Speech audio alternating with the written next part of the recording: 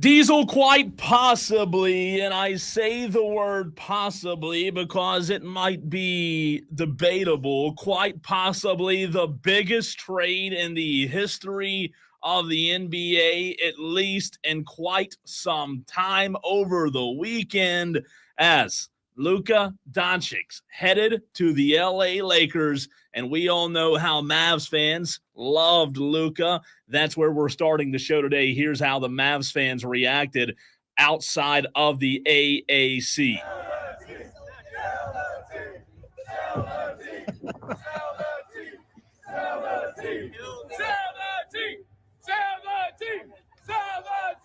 Diesel, they even went as far as bringing a casket to the front steps of the AAC. Mavs fans are upset, man. What a blockbuster trade in the NBA. That's where we're starting the show today. He is Diesel. I'm Cole Bryce, and welcome into Wire to Wire. Diesel, your initial thoughts? I have 1 or 100. There's not many trades that give me goosebumps when they happen. It's almost like you have to double check your phone to make sure it's not a gag. This was a big one. My thought on paper is that, Luka is a phenomenal basketball player, but he's been out for a majority of this season. He's been unavailable with injuries. Everybody's talked about for years that he's a little bit of a chunky dude. He's not really taking his health and conditioning all that seriously because he's just really good at basketball, right? And even at his size, which again, I'm no NBA expert, but NBA experts talk about his size like it's a problem. Even at his size, when he's healthy, he is a dominant, really good basketball player. I just wonder, why LA would do this, considering that Anthony Davis is really good and is helping them right now, versus going after a guy that can help you in a couple of months if he gets his health right. It's quite shocking. There are so many angles with this trade, Diesel. And Tolos, I want to hear from you. I want your reaction because Diesel just gave his. I'll give mine. I want to hear from you. T Swizzle on the YouTube stream already given his reaction. You can react at 844-FAN phone, 844-326-3663. You can call and text that number. You can also chime in on the YouTube stream, Twitter, and Facebook. 23 Tolos watching right now.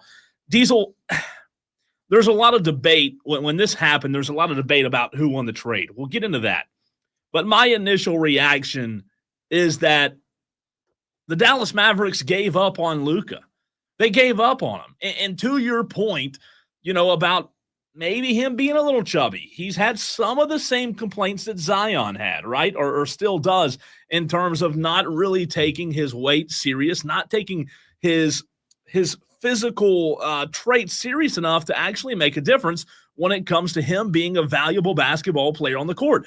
I don't know how much stock I put into that. However, I will tell you, my initial reaction, I was absolutely floored by this, absolutely shocked that the Dallas Mavericks were willing, Diesel, even with all the concern about him being out of shape, even with concern about his body type. This is their franchise guy. This is their guy. AD is not going to be your franchise guy. No, they were in the NBA Finals a season ago. The NBA Finals with Luka. And now you trade him off. And I have some audio from Nico Harrison. The fact that this deal, Diesel, I think what was most shocking to me is that this deal was done in the dark. This deal, nobody knew about it. Yeah, Luka's dad is really unhappy about that. He's taken to the media multiple times to talk about how, this is not his phraseology. This is mine, that Luka was kind of railroaded, that this was all put together behind the scenes.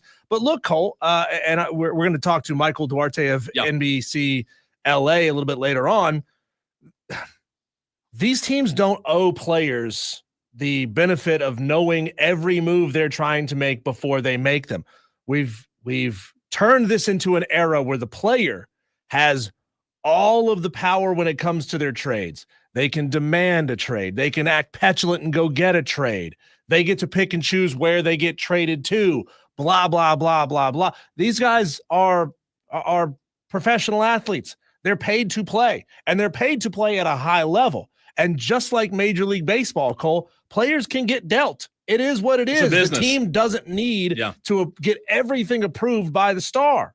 Well, ultimately, the GM's the GM, right? The GM's the GM for the reason that they, have the full control, the full power, to your point. What's the second word in GM stand for? Manager. The manager's prerogative of what players he wants on his team. Yeah. And if Luka is fat and unhappy in Dallas, why would he go through Luka to make sure Luka's okay with where they want to trade him? Nah, man. You're the one who's out of shape and unhappy. It's not my job to clear this with you first. And it's not.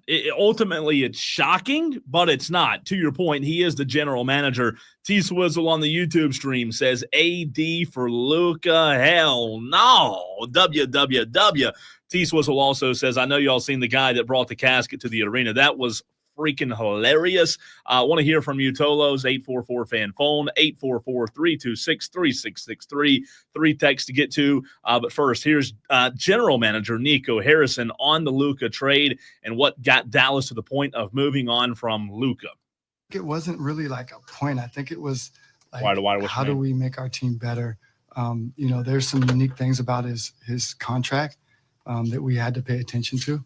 There's other teams that were loading up, that he was going to be able to decide make his own decision at some point of whether he wants to be here or not, whether we want to supermax him or not, or whether he wants to opt out. So I think we had to take all that into consideration and feel like we got out in front of what could have been a tumultuous summer. They would have had to pay him. There's no doubt about it. However, I just think the heartbreak for Dallas fans, Diesel, is this is not just any other guy. Like, this is your franchise guy. There was so much love. Luka just bought a $15 million house. There was so much love between you and him, and he literally embraced the city of Dallas, Diesel, embraced the state of Texas. People like Patrick Mahomes became Dallas Maverick fans because of one player in Luka. I just don't know that we've ever seen this shocking of a trade. And to GM Nico Harrison's point, man, like, you know what? I think they saw what was coming contractually, Diesel. It still doesn't, even when you hear the reasoning, it still doesn't make you think, oh, well, this does make sense. It's wild. I just question, do you think now LA is a championship contender with LeBron? And, well, we're going to see how unhealthy leg issues wise Luka really is, right? I mean, it's funny how those injuries just manifest when you're not happy with your contract. And I'm not saying that is or isn't the case here. I don't know. Mm-hmm. But it's going to be interesting to see how quickly Luka and his leg heals and he gets out on the court and starts playing for Los Angeles. Because, I mean, now you got some decent pieces around you. Obviously, LeBron, you're on the same team with LeBron James. You are now a contender to make a run to the playoffs. I'd have to look up and see where the Lakers are in the Western Conference standings. They're sitting now in 5th place, 28-19, just 10 wins behind the Thunder. They're going to be a playoff contender and potentially a title race. They are going to be potentially. And to answer your question, on the LA side, I think that this was a long-term move by Jeannie Buss. I think that Rob Pelinka and Jeannie Buss saw this as a long-term move, Diesel, to where that when LeBron James retires, which is coming soon, it's Luka's team. Luka's the superstar. LA gets superstars to come to their town.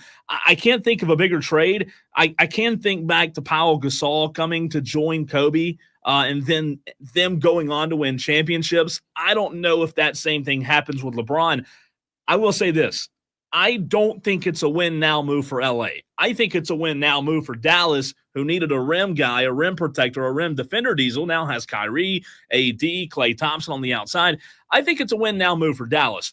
The window, though, for Dallas is not as long as it was when you had Luka. I think the window for Dallas is a little bit shorter now because AD's up there in age, Kyrie's up there in age, and Klay Thompson is up there in age. But as far as LA goes, I think it's a long-term move. Now, will they be a lot better because they have Luka? Of course. He's arguably top 3 on the planet.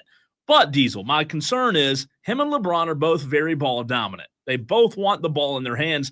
How they'll mesh together, it'll be interesting to see. Well, if you can get those two guys to mesh well together, and LeBron has played with many other superstars in his day, right? I mean, he played with Dwayne Wade, he played with big time guys. If he can figure out a way, if they can say, look, I want the ball a lot, you want the ball a lot, what that does is it creates mismatches and creates, the ability for us both to shine and win games, right? What would you rather have here? Would you rather have the stats or would you rather have the titles, Cam Newton? We had that conversation last week. Cam would rather have the stats than the titles. So, we're going to see how this plays out in the future. T Swizzle said LeBron, Luka, and Bronny is must-see TV.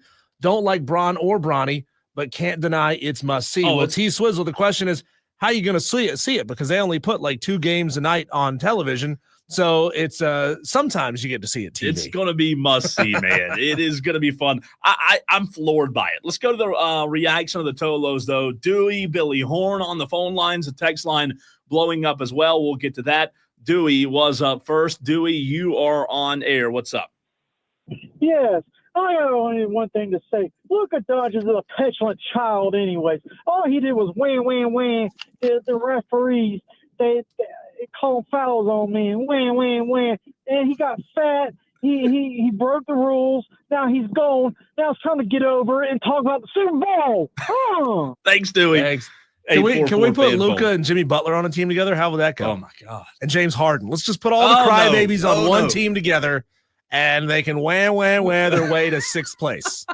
Billy Horn right up following Dewey, 844-FAN phone, 844-326-3663. If you just tuned in, we're reacting to the blockbuster trade over the weekend. Billy Horn, you're on the air, man. What's up?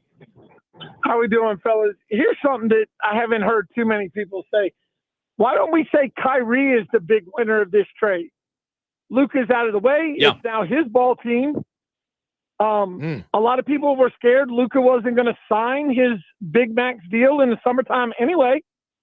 Kyrie pushes him out. You get another big man to play the stretch 4 with Livingston and them in the paint. This is a dangerous team now. Yeah. 5 years. My thing with the Lakers, we'll find out what the Lakers are really about come Thursday. If they get rid of Reeves or Hachimura, they're still in it to win now. If they don't, they're out. But you can't get rid of Austin Reeves, though, Billy. Hey, what are you going to do? Have 3 people that need the ball in their hands? I don't know, man. He's too good. He's too good. He'd have to get a lot in return, man. I agree, but that's going to be your argument. Do you keep Reeves and Luka? Do you try to move LeBron? Where are you going to go? Yeah. You can't afford all of them. It's a great point. So I'll listen to you off air, boys. You tell me what you think. Thanks, Billy. I think he's Diesel. I think he's dead on about Kyrie being the winner because Kyrie now has a legit front court. And AD and Derek Lively, who's one of the best. Derek Lively is going to thrive now with AD right there. It's just, I believe, Derek Lively's 3rd year in the NBA. That's going to be a dangerous team now, to Billy's point. I just don't know that going to the Lakers, I don't know if you can move off Austin Reeves, but I do think, to Billy's point, we do need to discuss, hey, Kyrie's the winner. Kyrie's the winner here because all of a sudden now it is his team. And Kyrie Irving he's proven, right? He's proven that he can go and win an NBA championship. It's just fascinating. There's so many angles, man. Cole, the Mavericks sit 1 game out of playoff contention right now. Still 35, 38 some odd games left to go. Yeah. And we'll see how this team, obviously they've been without their star player for the last 2 months or so.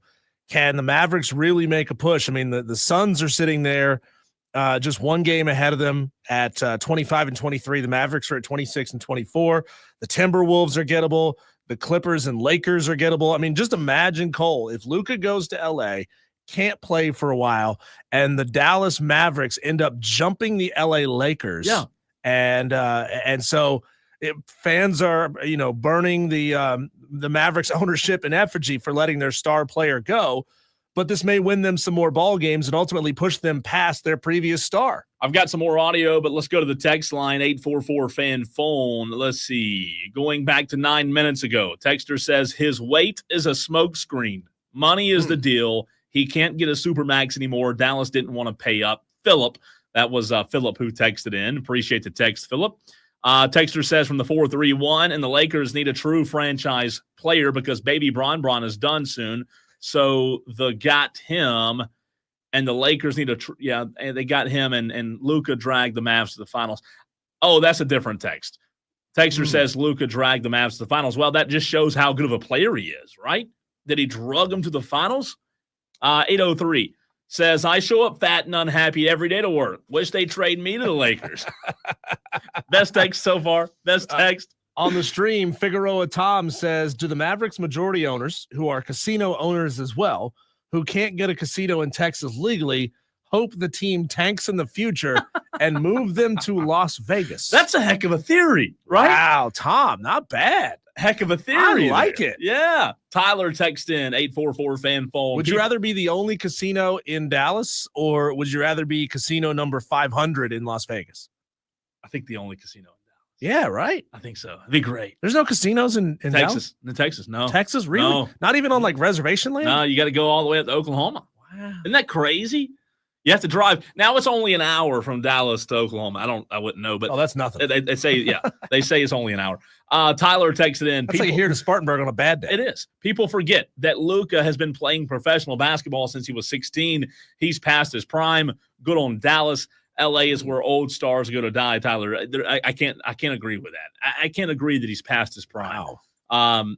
He is still, last year in the NBA Finals, defensively, he's a liability. I'll agree with you there, but man, he is so good with that basketball in his hands. Well, good news is, a lot of people go to LA and they shrink down, they get skinny, they start, doing a little something or having some procedures done, whatever it takes. If that's what it takes to get Luka skinny and out there on the court, fine. Put him under the spotlight. Texter from the 978. Did Jerry Jones take over as GM of the Dallas Mavericks? Crazy NBA trade this weekend. Funny, rightfully so. Real quick before we run, here was this is from Fox 4 News in Dallas, the reaction of one Mavs fan.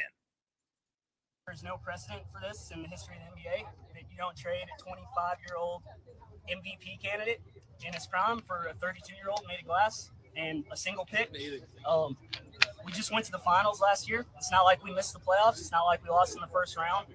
And they could win every game the rest of the season and win the championship, and it wouldn't really matter because all of the emotional value in that journey just got sucked away. What's inscribed on that statue over there, Dirk statue, says loyalty never fades away, and apparently that's only a one-way street. That only matters for the players because loyalty definitely faded away from the organization. They didn't hold up their end of the bargain. He was loyal and they weren't. So I guess that inscription doesn't really mean anything. Look, regardless of how you feel, man, it was a blow. And I mean blow to the Dallas Mavericks fan. They did not see this coming. Diesel, I said to start the segment that I thought my biggest surprise was that Jason Kidd, the coach of the Mavericks, didn't even know about this trade. Here was GM Harrison, Nico Harrison, talking about that. With any other teams besides the Lakers about this deal? No, and I'd like to give Rob Pelinka a lot of credit. Trades, you guys have been around here. Trades don't happen at the smallest level without stuff getting out. And Rob and I were able to have, really intense conversations over the course of, 3 or 4 weeks that started out as a coffee that, was more, hey, would you ever, I don't know, would I? Let me think of, and then it built upon that. And, we kept it between us. We had to keep it tight. J Kidd didn't know about it. But J Kidd and I are aligned, and we talk about archetypes and we talk about the culture that we want to create. So I know the type of players that he likes without actually talking to him. Hey, would you like, so I know that. And J Kidd coached them when they won the championship. So I think when you're aligned with your coach like that, I know the type of players that he likes. And so I felt good about it making sense to where we're trying to go. I don't think by Jason Kidd's facial expression, Diesel, the last thing I'll say, we'll revisit this later in the show. I don't know if Jason Kidd was thrilled about this because the look on his face, man, he never smiled. You just got Anthony Davis, right? One of the best defensive players in the NBA, never cracked a smile. This guy, he loved Luka. He did coach in LA when they won the championship a few years ago, but man, this is shocking.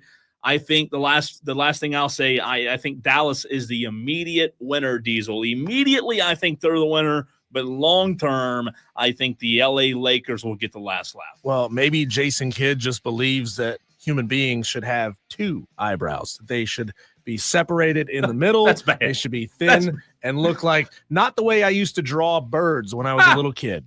That's how I did it. When we come back, Cole, you know comedian Bill Burr. He had some opinions on Super Bowl parties, whether they should even be a thing.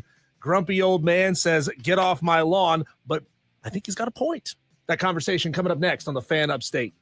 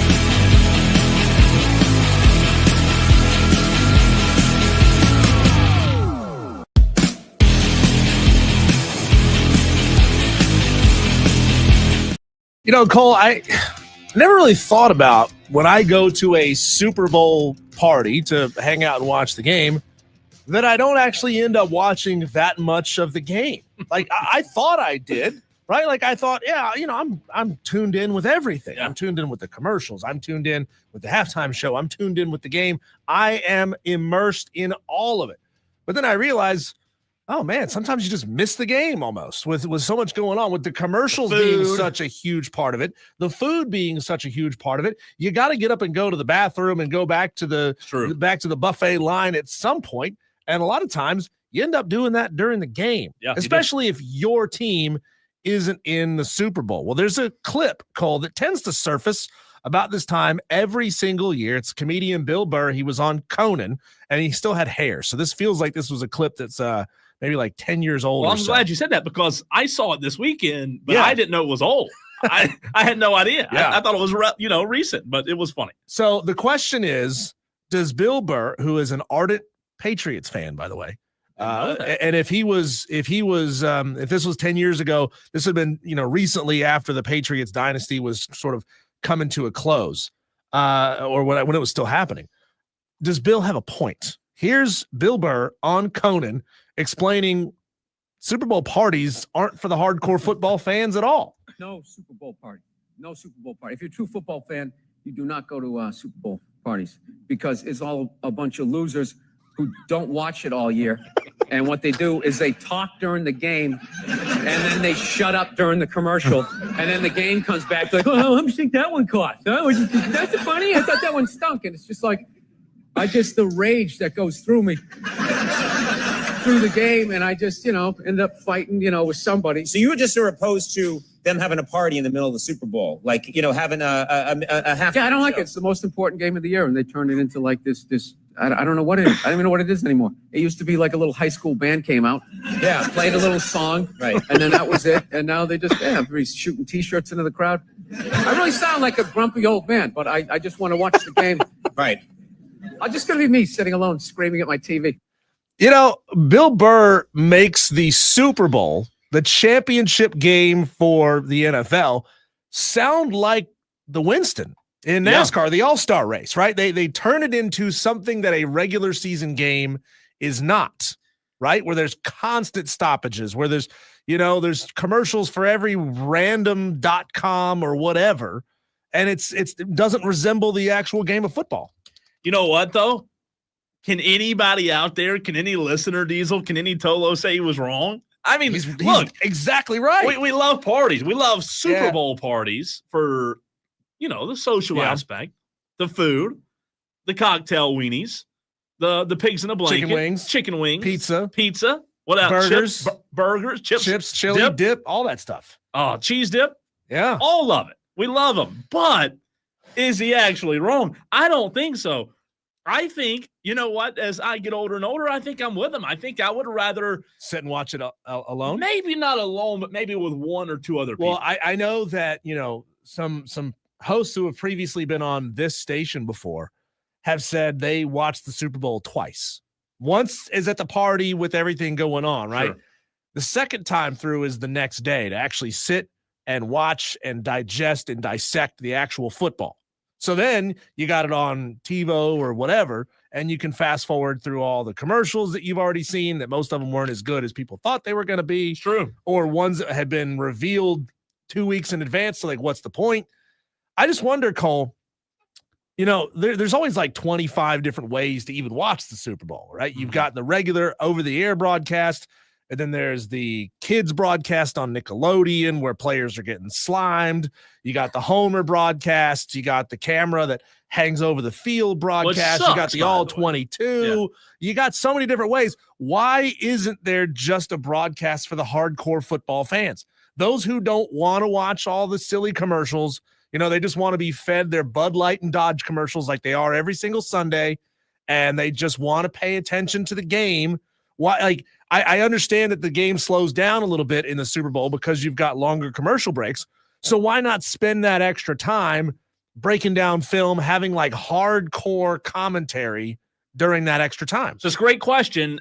You know what I think the answer to your question is, a couple of days ago, was it last week, Tom in Somerville called in and complained about his wife making his birthday plans. Yeah. What, at 6:30, Super Bowl right? Sunday, 6:30, yeah. Now, here's what I'm thinking, though. I'm thinking now that you're going through that in your head, because all the broadcast, I agree with you, and I'm thinking that maybe what Tom is doing might be the best way to do it. Go eat, right? Go have a dinner. Yeah.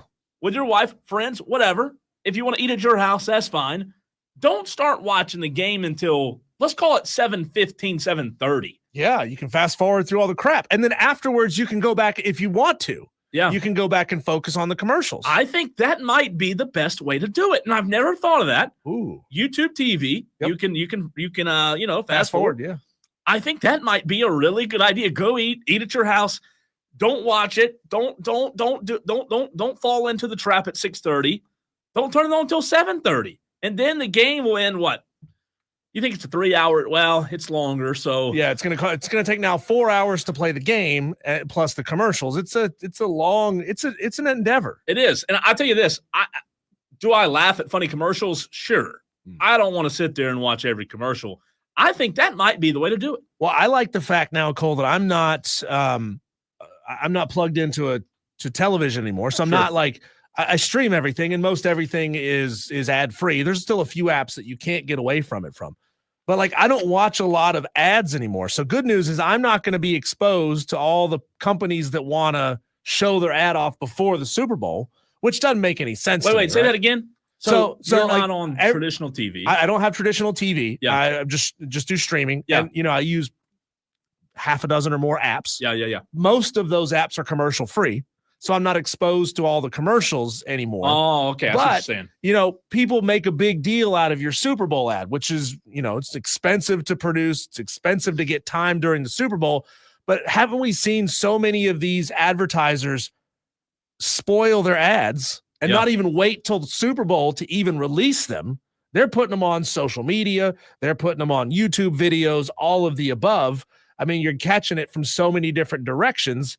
I think it's great because now I'm not going to get scooped. I'm not going to have all the funny commercials scooped by them being released early. So what platform do you use to watch the game? Super Bowl. Over the air. Oh, local. Yeah. Local. If it's on I've 7 got, or 4, whatever it is. I've got Fox over the air, and I've got CBS over the air. No, which is 7, NBC. I think, right? NBC, yeah. Okay. CBS is the only one that I don't have, which I use Paramount Plus to stream that. We just don't have a local affiliate for CBS. I think the game comes on 7. So I think that's right. Nice. See, I keep an antenna in my house. I know that people don't care about this, but I keep an antenna just in case the power goes out, or if there's something that's on live over the air TV. So that's what you watch it on. Huh? Yeah. I didn't know that. That is, you know what? This is a good question for the Tolos, because inevitably, as soon as you're ready to turn on and watch it, they will have like refreshed and reset your login. So you got to log back in, and you miss the first 5 minutes of it because you have to go back and re-log in. What platform do you Tolos use to watch the Super Bowl? Let us know. 844 fan phone 844-326-3663. Because I didn't think about the end. I guess I'm just so freaking far removed from an antenna that YouTube TV. I forgot. Like it's bad. I hate to say this. I forgot there's still such over the air. Yeah. Oh yeah. You can still do that. I forget about that. I used to have an antenna. Yeah, I keep it just for backup purposes only. If the power goes out or if the internet goes out, and power still has to be on for the TV to be on. But if the internet goes out, I can still catch some news over the air. That's what I was doing during the hurricane. I was able to still catch some information over the air. Just had to plug the TV into the generator, and I could watch stuff over the air. Michael says on the text line, we have a whole basement with a wet bar and huge TV. Nice. Surround sound, etc., only used by the adults once a year. Well, Bill Burr doesn't want you to do it. Bill Burr wants to take away your joy. Michael, how many people, and that's another thing I want to know, we'll talk about this as the week goes on, how many people are there? Because I think to Bill Burr's point, Diesel, if it's, let's say 10, let's say, or let me drop it. How many is too many to have at your Super Bowl party? 10? I think you got to go 8 or less. If you care about watching the game, once you get over 10, it's a freaking circus. Well, and the truth is, the Super Bowl is an event for fans of all 32 teams, right? Yeah. Everybody comes together. Everybody watches it regardless of whether your team is in the game or not. And so, like, I get that if you're not a Chiefs fan, if you're not an Eagles fan, let's just say you're a Seahawks fan, you're still going to tune in and watch it, but you're not going to be probably not going to be as invested as you would if the Seahawks were in it. So you're just kind of like, it's just on. It's just there. You know, you're kind of paying attention to it. You're kind of not, because you're just there for the party. You know what I have noticed at times something that I think I need to start doing a better job of. And by the way, Wesley Roberts is with me. He says on Facebook, he says, yeah, he's YouTube TV as well. What do you think about my 7:30 rule, Wesley? Starting it late so you can skip through the crap. I think Diesel. I think I've noticed more and more as you and I are on a sports show. We have 4 hours of content to fill every day.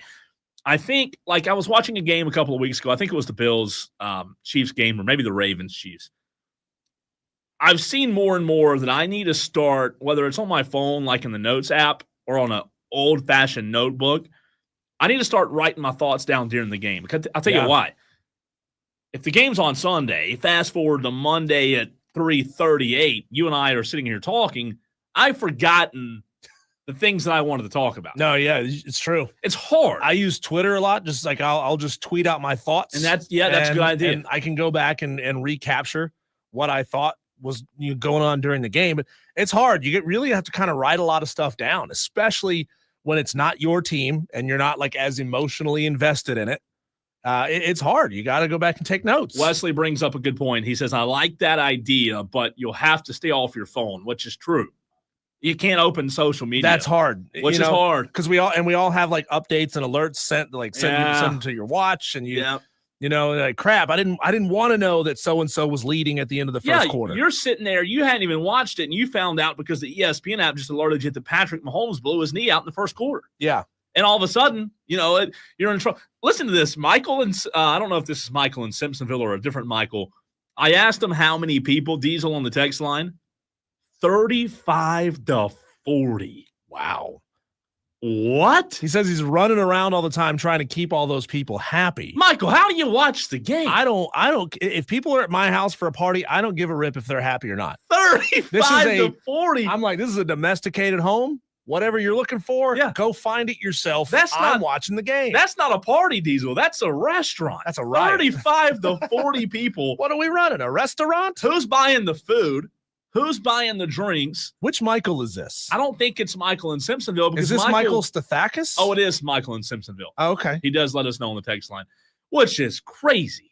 That is a lot of people. I thought it was Michael Stathakis because he runs a restaurant. He does. So he would be the right guy to do it. God, that's a lot.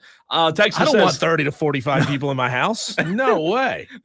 35 to 40 wouldn't fit in my part. Yeah, we're watching it in the backyard. We're going to project it on the side of the house. We'll watch it in the yard. Texter says commercials. I'm in my 50s, and even I know to watch the commercials that are actually good on YouTube later when your show talks about which ones are actually funny. Good segment there, right? Good segment for next Monday as we rank the best commercials. Texter didn't leave his name from the 809. We will credit you. We'll write that down on our hand and rank. Well, here's the problem. Yeah, but everybody's sense of humor is different. And there's some commercials that Cole might see that have him in stitches, and I'm staring at it like, why was this funny? And vice versa. You're going to let somebody else decide what's funny and tell you which ones you should go back and watch? Come on, man. Nowadays, though, are there even enough? Like last year, I'm trying to think. Chiefs, 49ers, are there actually even enough funny commercials nowadays? No, because they're not allowed to be funny anymore. Yeah. It's all of the political correctness. They're not allowed to be funny. They're not allowed to be edgy. They're not allowed to push the envelope. No crude humor. Nothing. It's been so sanitized that they can't get away with saying the shocking thing that gets people to say, "Oh my God, I can't believe they did it in a Super Bowl commercial." That's what I'm saying. I don't even know I don't even know if there would be enough funny content. A long way away from thinking that the Budweiser frogs were the greatest thing ever and having it be an ad campaign that ran for years. But I will say this real quick. I do think Budweiser. I think when I look back at the last 5 to 8 years and think of best commercials, don't you think Budweiser? I do. I think because they do a great job with humor and heartfelt. The horses. Remember the horses? Yeah, the Clydesdales. Great stuff. My gosh. I mean, they got to distract people from the fact that they pissed everybody off like 2 years ago with That's the Bud right. Light thing. That's true. And so they got to get everybody back into the fold. I So they forgot got about to put some fighter jets or some Clydesdale horses or something like that in there to make you forget that a year and a half ago you hated their guts. Texter says by Sunday night there will be a 5-minute YouTube clip with every new commercial, maybe by halftime to watch instead of the horrible music show. Who is the music show, by the way? Kendrick Lamar. And it's designed, y'all don't realize, and this is a whole nother can of worms, the Super Bowl halftime show isn't for us. It's not for dudes in their 20s, 30s, 40s, and 50s. It's for your daughters. It's People for who your are sons. not normally watching. It's to get people who wouldn't be watching because it's football to tune in and watch because it's a pop star that they like. Why isn't That's Taylor the whole Swift point. doing it? She'll already be She's there. busy. Busy up there Wesley in the says we should do a bracket for the best Super Bowl dish. Not a bad idea for this Friday. Interesting. How about that? There you go. When we come back, Cole, a major shocking story coming out of New Orleans, Louisiana, involving the Saints. Could this be a reason to force the ownership to sell the Saints? That's next on the Fan Upstate.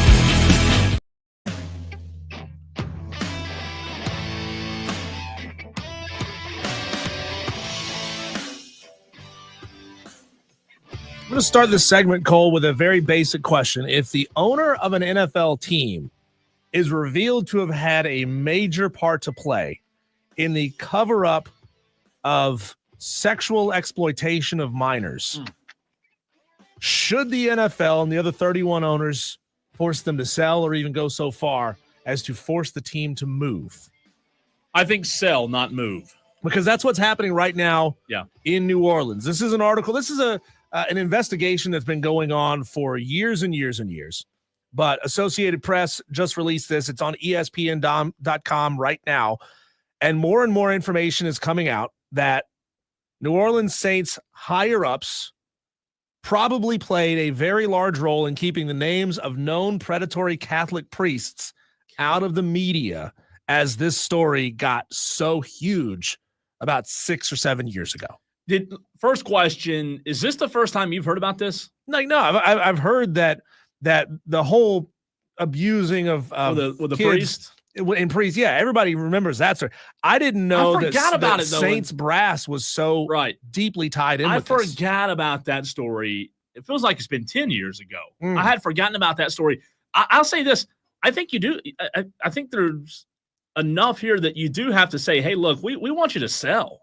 I mean, there's no way, Diesel, you can think this is okay. I don't know, for an NFL ownership group. I mean, the owner of the Clippers had to sell because he said racist things. Yeah. We've seen Dan Snyder, so many nasty situations where higher ups were deeply involved in some pretty nasty things. I don't understand how, if as this thing continues to develop, that we don't see a major change at the top with the New Orleans Saints. So it's been revealed, Cole, that the president of the team, Dennis Lucia, I don't know if I'm saying his name correct or not, was helping out the Archbishop of New Orleans. He was helping prepare him for questions that he was going to face for reporters. He was drafting a list of, hey, here's the things they're probably going to ask you. I want you to be prepared for this. He himself is a devout Catholic and didn't want to see the Catholic Church in New Orleans become, seen so negatively. So he was really trying hard, Cole, to keep certain names out of the public limelight, to try to help the Archbishop navigate the media storm that was coming. They lied to fans and assured them that only minimal assistance was provided to the church. This is bad. Hey, Texter says, this is from the 419 Diesel. The text reads, that Saints owner died in 2018. His wife inherited the team. Doubt they can make the widow sell. I didn't know that. Thank you, Texter. Well, it's still held by the same family. That's the point. Yeah, 100%. The point is the same family still owns this. 100%. And Madcraft says this happened a few years ago. How is this new? It's a developing investigation, Madcraft. Like there are new things that we can't. We had 4 minutes to talk about this. We can't go into every single detail of the story, but there are new developments as this thing continues to come out. A couple of years ago, they denied having input on the names that were on the list of priests. That turns out to be a lie. I mean, this all feels like a really big conspiracy to cover up and to really lie to the people of New Orleans. And, sad, man. And this intersects with us, with football. And Cole, curious to know, if you're Kellen Moore and you're seeing this story pop up again, that's what makes this new, Madcraft. If you're Kellen Moore, do you say, oh, no, there's some really nasty stuff going on in this organization down there. I don't want to have any part of this. It makes you think about it, right? It definitely, if you're Kellen Moore, it definitely does make you think about it. So a lot of reaction on the thought that was brought up by Wesley Roberts with the Super Bowl sides. The text line has dinged a little bit about that. Michael, Buckeye Mike, a couple other texts. We'll get back to that. Maybe a segment idea for Thursday or Friday of this week. But on the other side, we react to the college basketball weekend that was. Diesel, I have some serious beef with the AP poll. I'll tell you what it is next.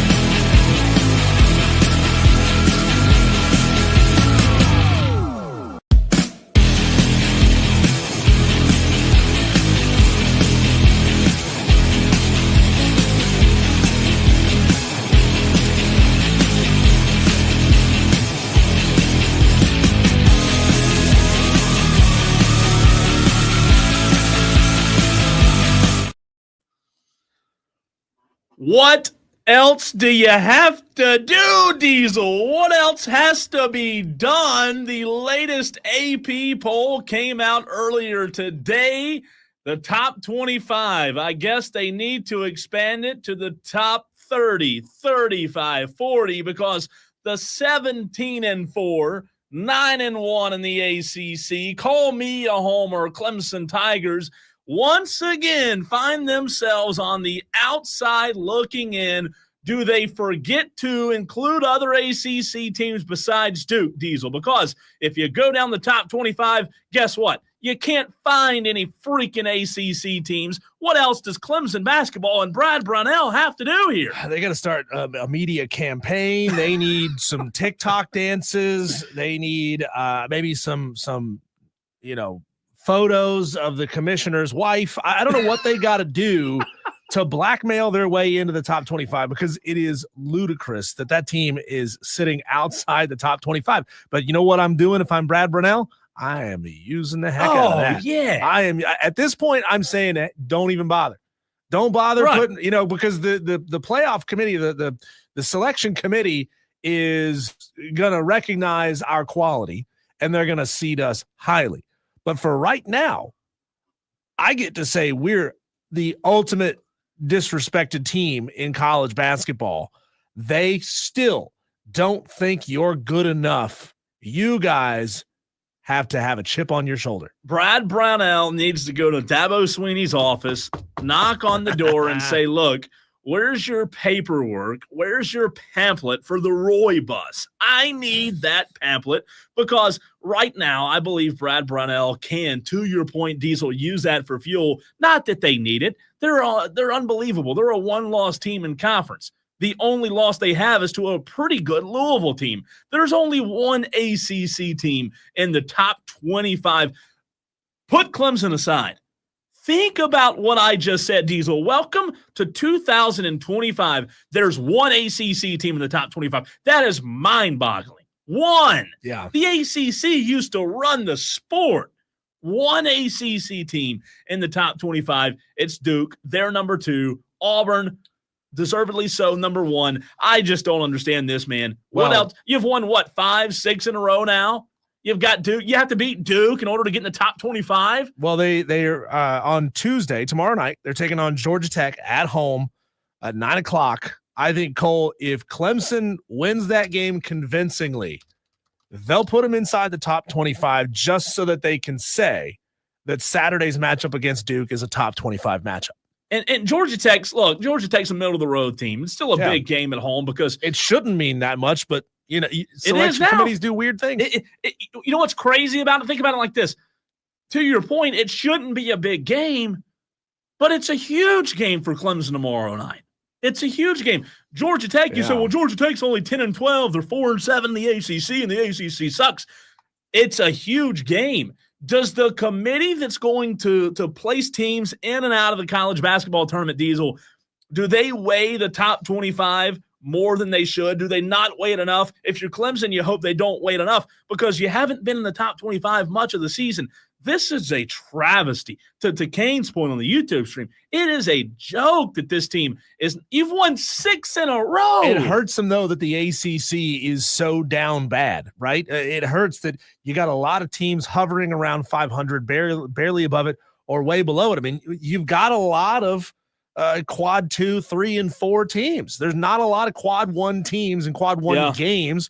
We had that conversation last week with I think it was Jordan K. We were talking about that. There's not a lot of opportunities in the ACC right now to get quality wins. You can't use the quad system to help you out a whole lot, because even if you get wins against quad 2 teams or quad 3 teams, they look at it and they don't care.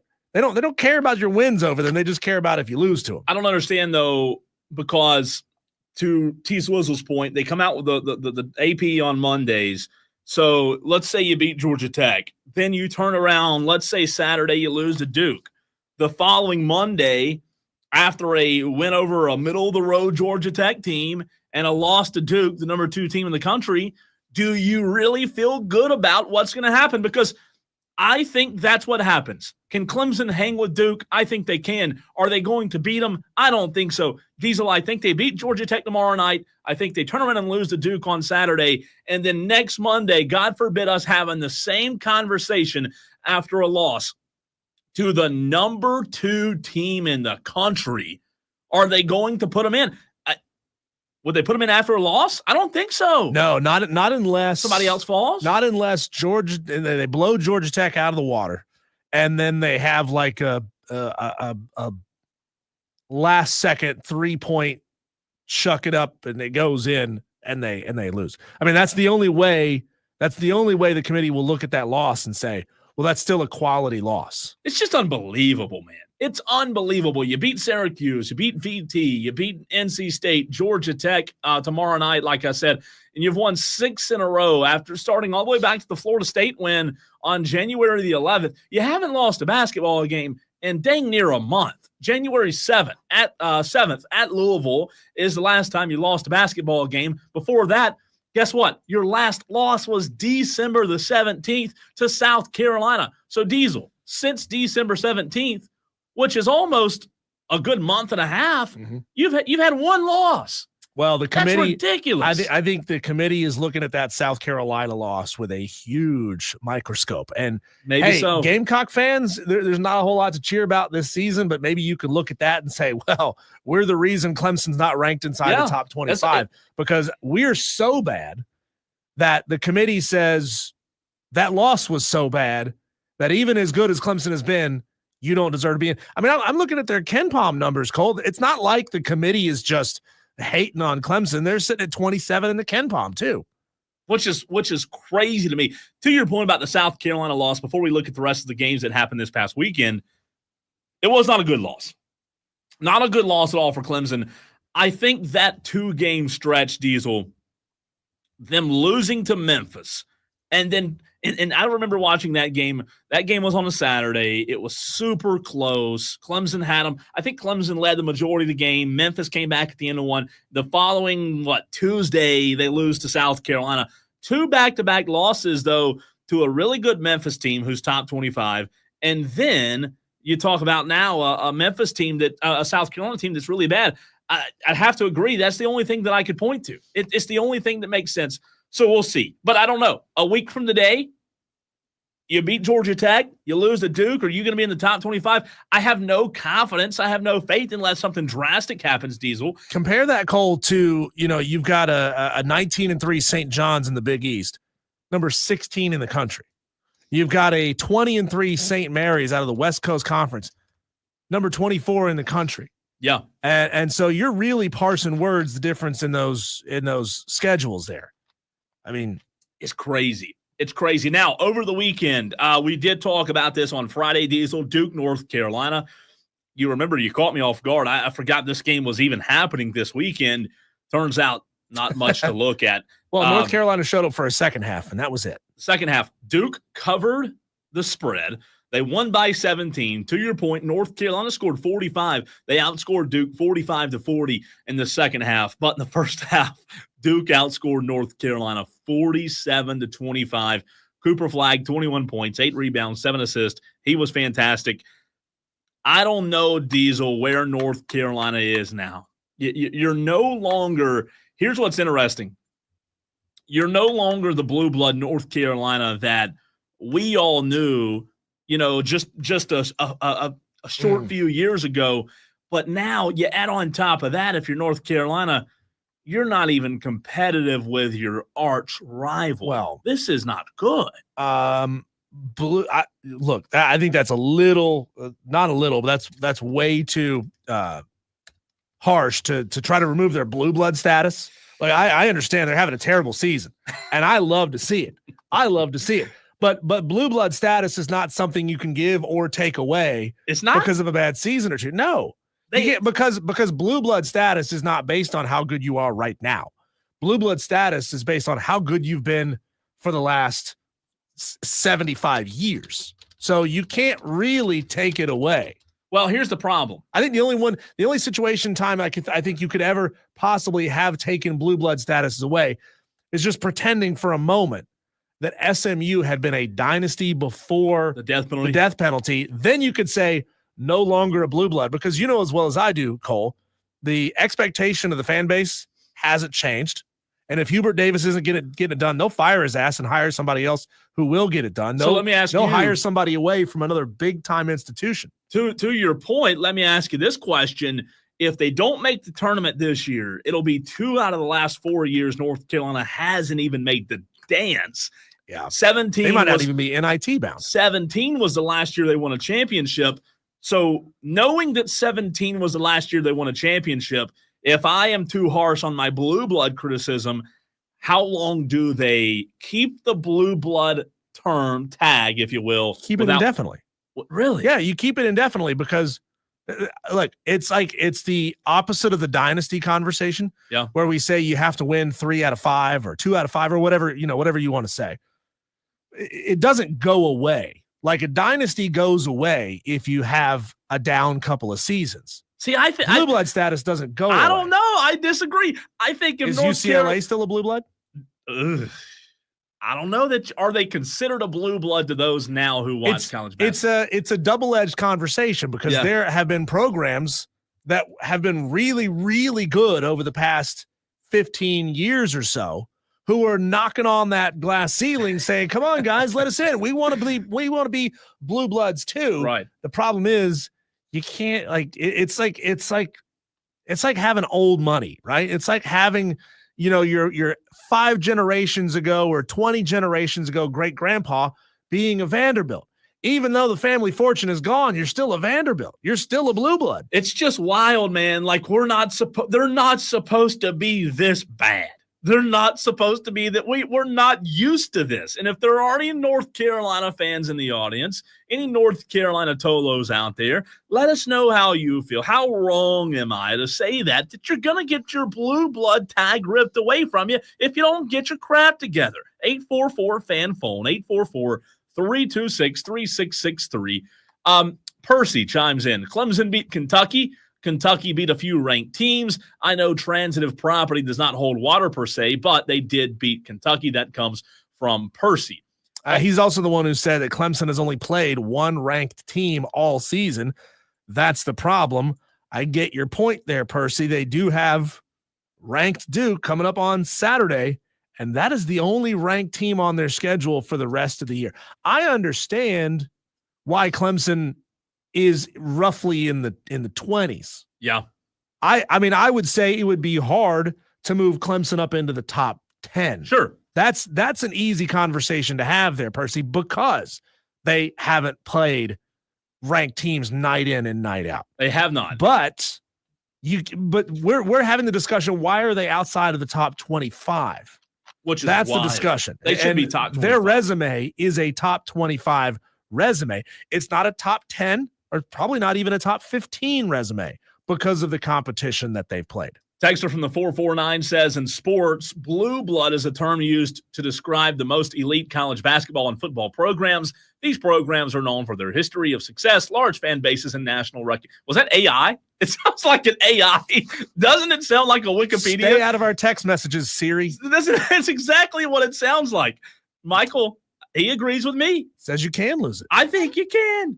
Fascinating. Rip that freaking tag off, man. They're not any good anymore. Real quick breaking news before we get back to this weekend's college basketball. Diesel, thanks to my trusty handy-dandy ESPN app, breaking news out of the MLB, umpire Pat Hoberg fired for sharing betting accounts with a professional poker player and friend who bet on baseball.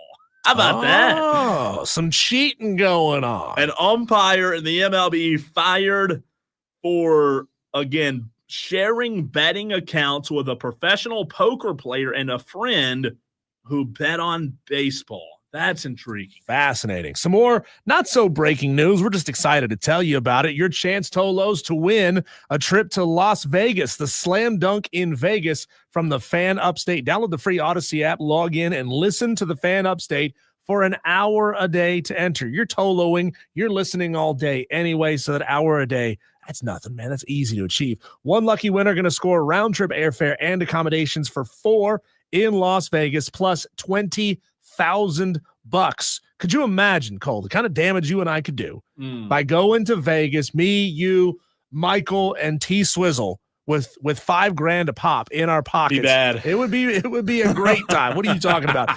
You get to enjoy the first 2 rounds of the college basketball championships. You'll be staying at the Circa Resort and Casino in Las Vegas, their premium sports viewing destination, and you get to visit the biggest March Madness hoops party at Stadium Swim.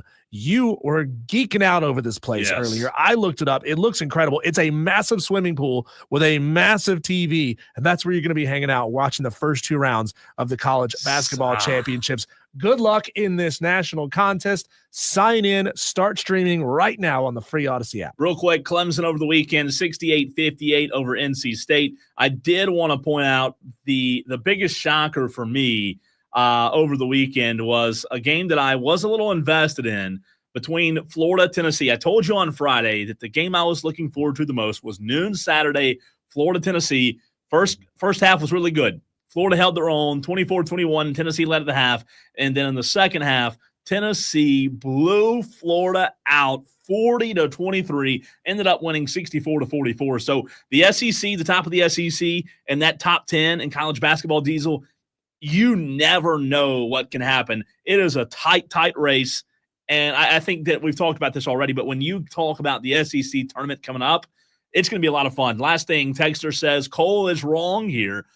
Known for history of success, not just 1 or 2 years. You don't have blue blood status taken away. Honestly, UCLA hasn't done much in recent years, but still history of success. So Texter agrees with Diesel there. And look, I know it's maybe that's another segment for another day that you and I can debate back and forth, Diesel, but should be a lot of fun. When we come back, Cole, we have a fantastic guest joining us, Michael Duarte of NBC Los Angeles, going to discuss the Luka and AD trade. Luka to the Lakers, AD to the Mavericks. That's coming up next on the Fan Upstate.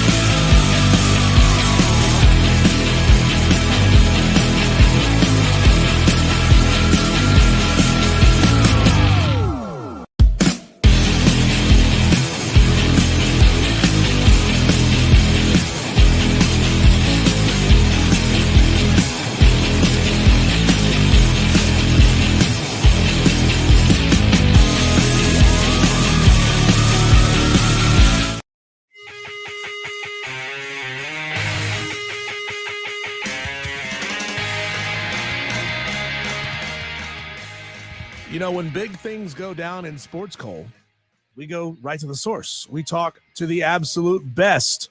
We are joined right now on the phone by Michael Duarte of NBC LA to discuss the landmark trade that just went down. Luka Doncic headed to the Lakers, Anthony Davis headed to Dallas. Michael, appreciate your time joining us as always. Before we get into the weeds on this trade, I want to get a sense of where you are as an NBA fan. Are you the old school guy that wants trades or wants teams to be built and improved via the draft, or do you really love these gigantic headline grabbing trades that wouldn't have happened 40 years ago? I agree, and I would say both. And you could argue, you know, for the Lakers, this might be the biggest trade since they were able to get Kareem Abdul-Jabbar from the Milwaukee Bucks. And you know, that was almost 40 years ago. So it's not like these are unprecedented in times. But let's be honest, and the reason why this is so shocking to everyone and why, you know, some people, I think even you, when you texted me, Cole, were saying this, you know, arguably is one of the biggest trades in NBA history. No, to me, this is the biggest trade in NBA history solely because it is the only time in NBA history 2 all NBA players were traded at the midseason deadline. 2 all NBA players. That's never happened before, and that's why we're all trying to still pick our jaws up off the floor here. And it's so funny because, you know, De'Aaron Fox just got traded for Zach LaVine. He went to join up with Wemby in San Antonio, and we're not even talking about that still. It is still all about Luka and Anthony Davis overshadowing that trade. Poor Jimmy Butler is probably in a cave somewhere wondering when he's getting traded. So this is one of those times when you see a franchise cornerstone player in the prime of his career at 25 years old, and a guy like Anthony Davis, who the Lakers have been building around, who they thought this torch that LeBron will eventually pass on when he retires was going to go to him. Both get traded, especially when it was all done, you know, originating at a coffee shop in Dallas. The secrecy, word never leaked out. This was all done in the shadows. Whereas a lot of other trade rumblings, we kind of know when a superstar is disgruntled or when a team wants to move on, and we get a little wind of it, and then it kind of comes out, and we get to talk about it. It's what we do in our business, Cole, sports talk fodder for days leading up to it. This was not that. This was as unpredictable as a game of rock, paper, scissors. And to go back to your original question, the answer is both. I like when teams can develop young talent, build through the draft, and then make big trades like this to add pieces to get them over the hump. Michael Duarte, NBC LA. Michael, I have to ask you the question that is circulating the entire world right now when it comes to this trade. Very simple. Who won the trade? That's a great question. And I'm always the guy that says you can't decide who won the trade until years have gone down the road. You know, everyone thought that the Lakers absolutely fleeced the Memphis Grizzlies when they got Pau Gasol, which ironically was right around 10 years ago or 20 years ago to the day when that happened. So, you know, you look at that, and then Marc Gasol was kind of a throw-in in that trade. Obviously, Marc Gasol goes on to be a multiple-time All-Star and a great player for Memphis and a cornerstone for that franchise for years. So you never really know. But one thing that we can say when we look at trades like this and try to break it down and digest it, and that is who got the best player overall. And to me, Luka Doncic is the best player overall in this trade, and it's the Lakers who got him, and they were looking to see who would be the next superstar for this franchise, a team that is so legendary in NBA history, you know, now behind the Celtics, won championship for most titles all time in the NBA, but this is a team that always has superstars seemingly every single decade, whether it was, you know, Wilt Chamberlain and Jerry West, going on to Kareem, to then Magic Johnson, to then Kobe and Shaq, to the LeBron James era. Now we have just ushered in the Luka Doncic era. And for Lakers fans, you know, it comes like a sunrise. It's extravagant. It's full of promise. But I can assure you, Cole, it's not without risk. Luka can be a free agent if he wants to. He cost him, well, he didn't cost himself, but the Dallas Mavericks cost him close to $115 million by trading him here. So now he's not eligible for that supermax contract by the team that drafted him in the Mavericks. So he can be a free agent after the 2026 NBA season if he wants to be, and he can go anywhere he wants. The Lakers need to make sure that they can extend him and keep him in purple and gold for a long time. And as we've been hearing now since this trade went down, since maybe the NBA Finals last year, and it's hard to believe, when he had the finals run that he had, leading them to the championship. But Luka, there were questions around Luka Doncic's conditioning, around his defense, around the way he complained to the refs and could potentially sabotage his team at times. There's question there. So on the Lakers side, this is not without risk. And I think the Mavericks are looking at this in the microcosm of, we need to win here in the next 1 to 3 to 4 years with AD, Kyrie, Klay Thompson, PJ, all these guys around them, Lively, Gaffords, whereas the Lakers, they're going to try hopefully to make some more trades in the next couple of days to get a big man, to put some pieces and three-point shooting around LeBron and Luka. But I think this, because the Lakers were playing really well, winners of 8 of the last 10, basically 2 in the loss column, in the win column, behind the Nuggets for 4th in the West, playing better under J.J. Redick in years previous, under Darvin Ham, when they were always in that play-in discussion. So I would have liked to see them add pieces to the team with Anthony Davis and LeBron at the core and give it a run in the playoffs and see what would have happened. But this was a move for the next decade for the Lakers, for the future, not for right now, where I feel like it's right now for the Mavericks. It's Wire to Wire with Diesel and Cole Bryson. Our guest, Michael Duarte of NBC LA. Find him on Twitter at Michael J. Duarte. You talked about Luka's conditioning, and I wonder how much of Luka's constant absence over the past 6 to 8 weeks do you think can be attributed to his disgruntledness with being there in Dallas? I mean, I wouldn't be shocked if suddenly that calf gets a lot better and he's back out on the court very quickly, because he wants to be out on the court. He maybe wasn't happy there in Dallas. What is your understanding right now of just how injured Luka's calf really is, and when the Lakers will actually see him on the court? Yeah, that's a great question, Cole. So I don't know if Luka was as disgruntled with Dallas as the Dallas Mavericks front office was disgruntled with him. And I say that because I think Luka has developed over the 6 years. He knows he is one of the greatest players on the planet. He knows his superstardom is global. He knows that he was the cornerstone of this franchise and they were always building around him. The move to bring in Kyrie was to bring him another star after they lost Jalen Brunson and Kristaps Porzingis over the last few years, trying to pair him with somebody to get him over the hump. So I don't think Luka saw this coming. I don't think he ever thought the Mavericks would trade him. I believe he in his mind thought he was untouchable and that he was going to probably sign that Supermax extension at the end of the year. I think this is more about the Dallas Mavericks front office, Nico Harrison, Jason Kidd. You know, Rick Carlisle was the coach of the Mavericks a few years ago. In Luka's early years, his formative years, he had a chance to sign an extension to stay in Dallas, and he turned it down. And that's something that at the time we really weren't sure. Okay, maybe he wanted to go back to the Midwest where he's now coaching the Pacers, but maybe he had some consternation around Luka Doncic as well. And we're seeing it more and more. And I'm going to answer your question, Cole, but what's interesting is there is a name that we all know and love, and it's coming up on the 5-year anniversary of his death just last week. And that's Kobe Bryant. And Kobe Bryant, believe it or not, has his fingerprints all over this trade.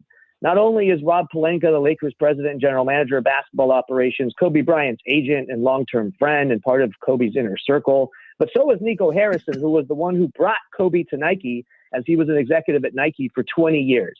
And also, if you look at Nico and Rob Pelinka, these guys are used to Michael Jordan, Kobe Bryant, LeBron James.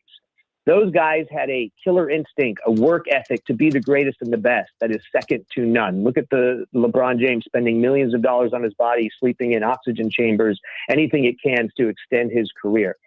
My understanding is Luka Doncic doesn't do that. He's a great player. He's a great competitor. He likes to compete, but he doesn't have that killer instinct. He's not Kobe, MJ, LeBron in the work he puts in off the court. When the season ends, the kind of players who will take 3 days to celebrate the season, especially if you win a championship, and go right back to work in the gym the next day, working on their game, working on what can make them and elevate them to the next level. My understanding is Luka is not that kind of player, and maybe seeing that here, if you're Nico, that's why you decide to maybe move on from him and not invest, $350 million in a Supermax contract that you'd have to potentially give him at the end of this summer coming up. He would be eligible for that extension. So I think that plays into it a lot as well. I know that Luka Doncic has created a body team for himself recently, but it's all his own people. It's the Slovenian national basketball team strength coach. It's a physiotherapist and a nutritionist, all from Slovenia that he's paying for out of his own pocket. I think the Mavericks thought that would get Luka in better shape and conditioning, but they haven't seen it. And to your point, Cole, to kind of answer your original question, this is now, I think, his fourth calf injury in as many years. The second time it flared up on him this season. They believe he's overweight, and if he brought his weight down to 245 pounds, that those calf injuries wouldn't happen. But to answer your question, he has actually been ramping up on that calf injury. He's obviously rested it since Christmas, so we're now going into like the 6th week of it. I'm told he was ready to come back soon. My guess is the Lakers maybe slow play this and want to bring him back after the All-Star break because they're playing well right now and they're just a week away from the break. So my guess is we'll see him around then, which makes that February 25th home game for the Lakers against the Dallas Mavericks, potentially watching AD against his former team and Luka against his former team, now blockbuster Showtime, must-see TV. So I think we're going to see him soon. And the last thing I'll say is the hope would be all this talk about his conditioning, all this talk about Dallas not wanting to invest in him and moving on from him at 25 years old in his prime.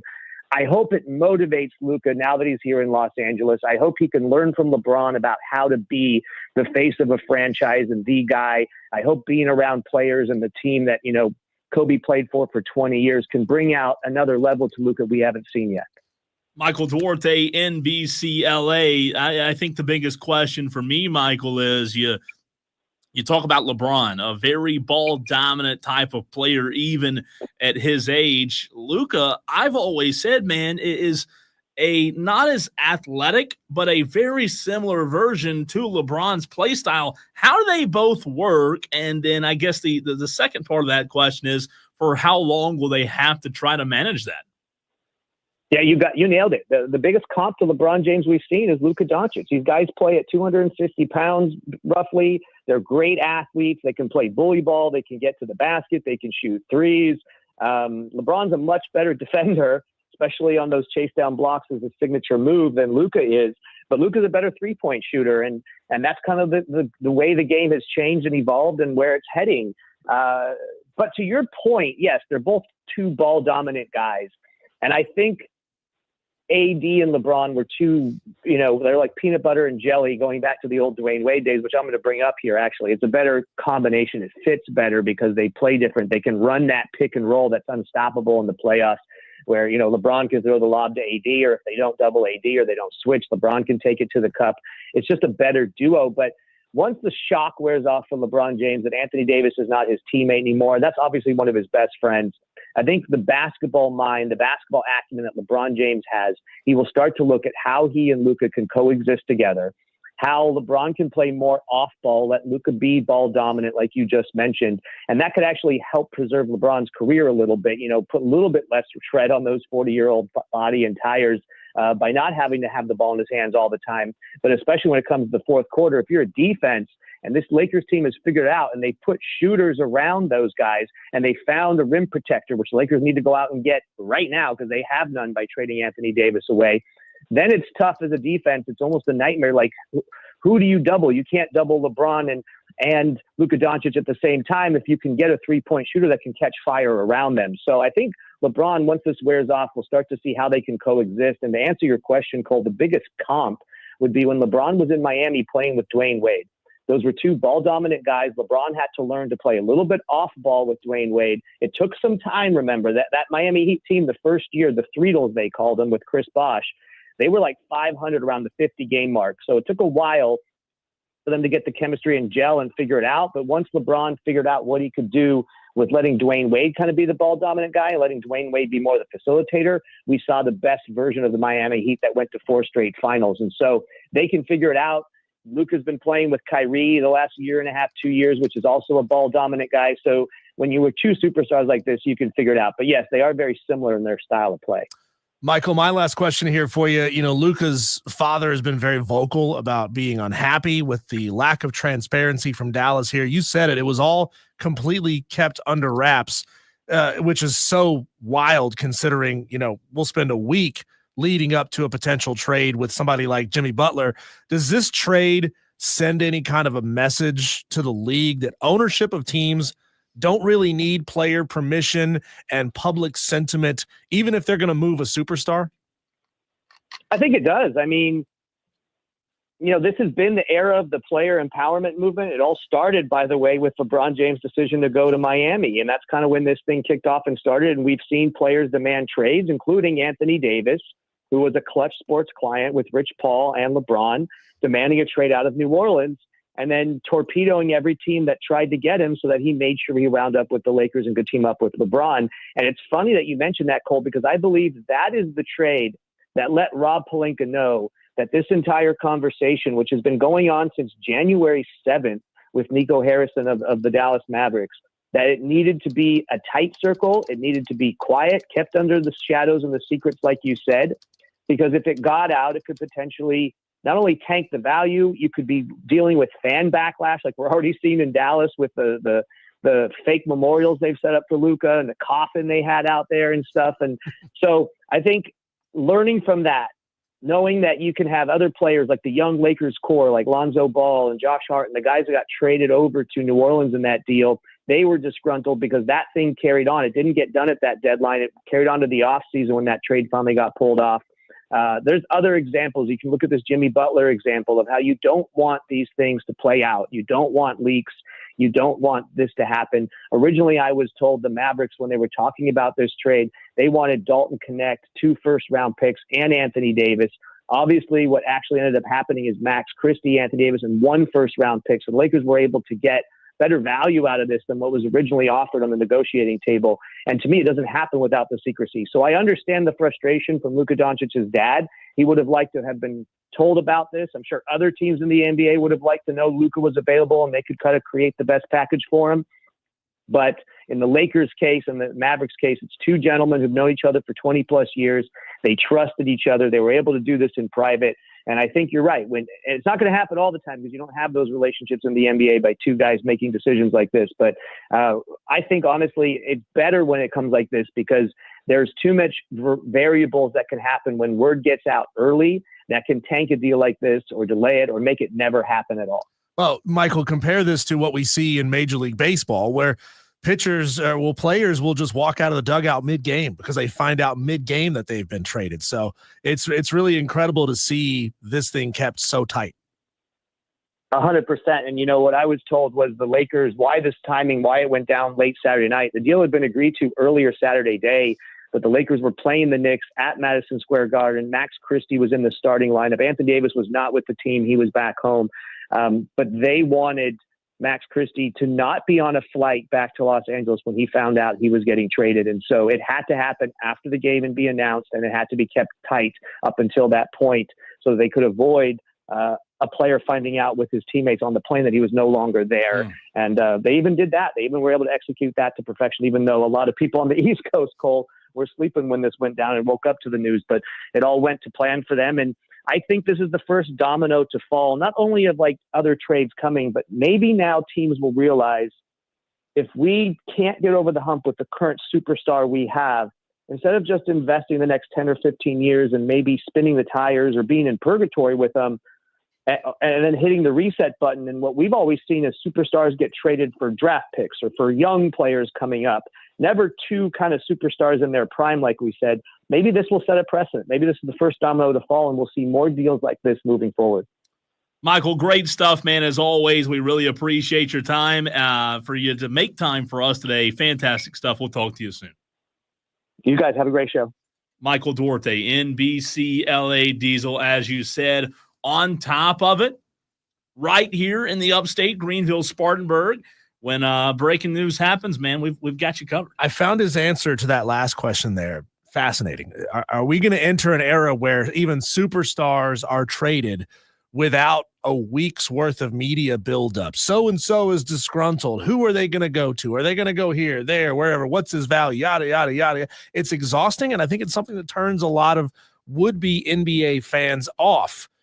Being told for a week that Jimmy Butler is a petulant child who won't play, who keeps getting suspended.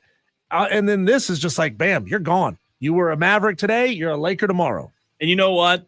As bad and boring as the NBA has been this season, thank God for this. Thank the Lord for this, Diesel, because it was slow. We weren't talking NBA. There was not much to talk about. But now all of a sudden with this blockbuster trade, man, absolutely just mind-boggling when you talk about this trade, what happened Saturday night. Still hard to process it. But we will process about 15 headlines. It's the Daily Wire's top stories in sports next.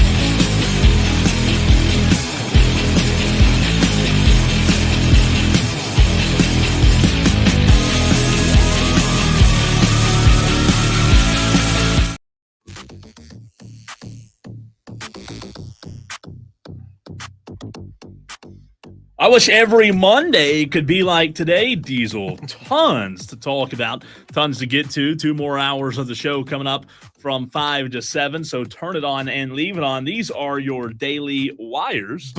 It's the headlines of what's going on in the sports world, as we just talked about.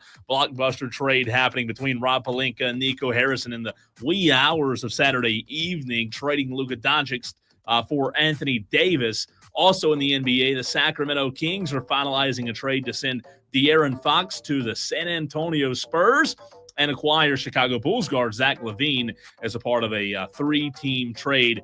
Diesel, I feel bad for those guys. Yeah, that would be huge news. They're not even being talked about because of Luka and AD. But also huge news out of the NFL, man. This is not shocking, I don't want to say, but big news.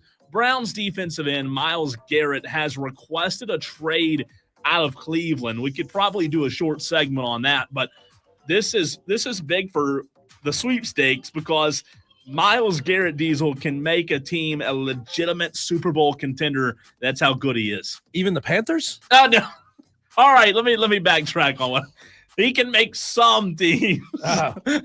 Don't get your hopes up. You're telling me that Myles Garrett and Jadeveon Clowney on either edge wouldn't be a nasty combo? Myles Garrett would be a tremendous boost to the Carolina Panthers. There's no doubt. You don't have to use that first round draft pick on edge. It'd be big. It'd be a big. I don't know if the Panthers will do it. No. Amid trade talks, Miami Heat star Jimmy Butler has communicated to the Golden State Warriors that he is not interested in signing a contract extension there. Sources told ESPN. Butler's position dims the chances of the deal coming together, but the situation remains fluid. In Henderson, Nevada, how about this, Diesel? Over the weekend, add to what was already a crazy enough sports weekend. Chip Kelly leaving OH. Oh, no. Oh, you had that was too soon. Too soon for the Buckeye fans. Chip Kelly leaving Ohio State, Diesel, heading to the NFL to become Pete Carroll's offensive coordinator, working under Tom Brady. What do you think, Pete Carroll, Chip Kelly, Tom Brady? Why blow up a good thing? God, you have a chance to become another dynasty. This is why, Cole, Northern teams will never be dynasties, because they can't hold it together. After an elite season happens, all the pieces scatter. They immediately run off to go catch their payday somewhere else. This is why Ohio State ain't built to be a dynasty. You know, it was interesting hearing Chip Kelly in Ohio State. It didn't sound normal, and it was just kind of like my thoughts were it was a matter of time before Chip Kelly went somewhere else. I guess Chip just ultimately has his sights set on the NFL, right? It is strange, though. Right-hander Jack Flaherty and the Detroit Tigers agreed on a 2-year, $35 million contract, sources told ESPN on Sunday, reuniting one of the best remaining free agents and the team with which he resurrected his career last season. The deal, which is pending a physical, includes an opt-out after this year in which Detroit will pay Flaherty $25 million. A little news out of college football. Diesel, Alabama set to hire Ryan Grubb as their offensive coordinator. Grubb served as the OC under DeBoer at Washington in 22 and 23 and was set to join him in Alabama in the same role, but Grubb remained in the Seattle Seahawks organization. Now it's going to Roll Tide Bama. What do you think about that?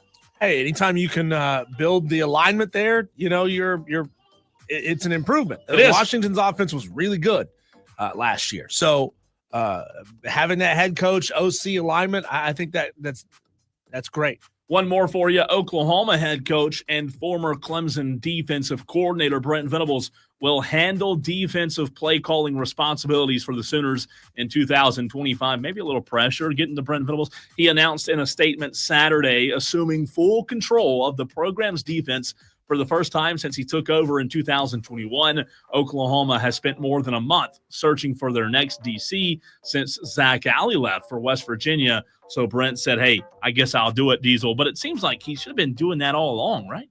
I mean, that's what he was brought there for, right? His ability to coach defenses. Yeah, this is it's going to be interesting how he's able to handle the responsibility of doing both things. When we come back, Cole, on the other side of the break, it is time for Tolos to get out their phones and call us. 844 fan phone 844-326-3663. It's your opportunity to overreact to what you saw this weekend in the sports world or outside of it. Why not? We're open to anything here. Give us a call, get on hold, be ready to go on the other side of the break right here on the Fan Upstate.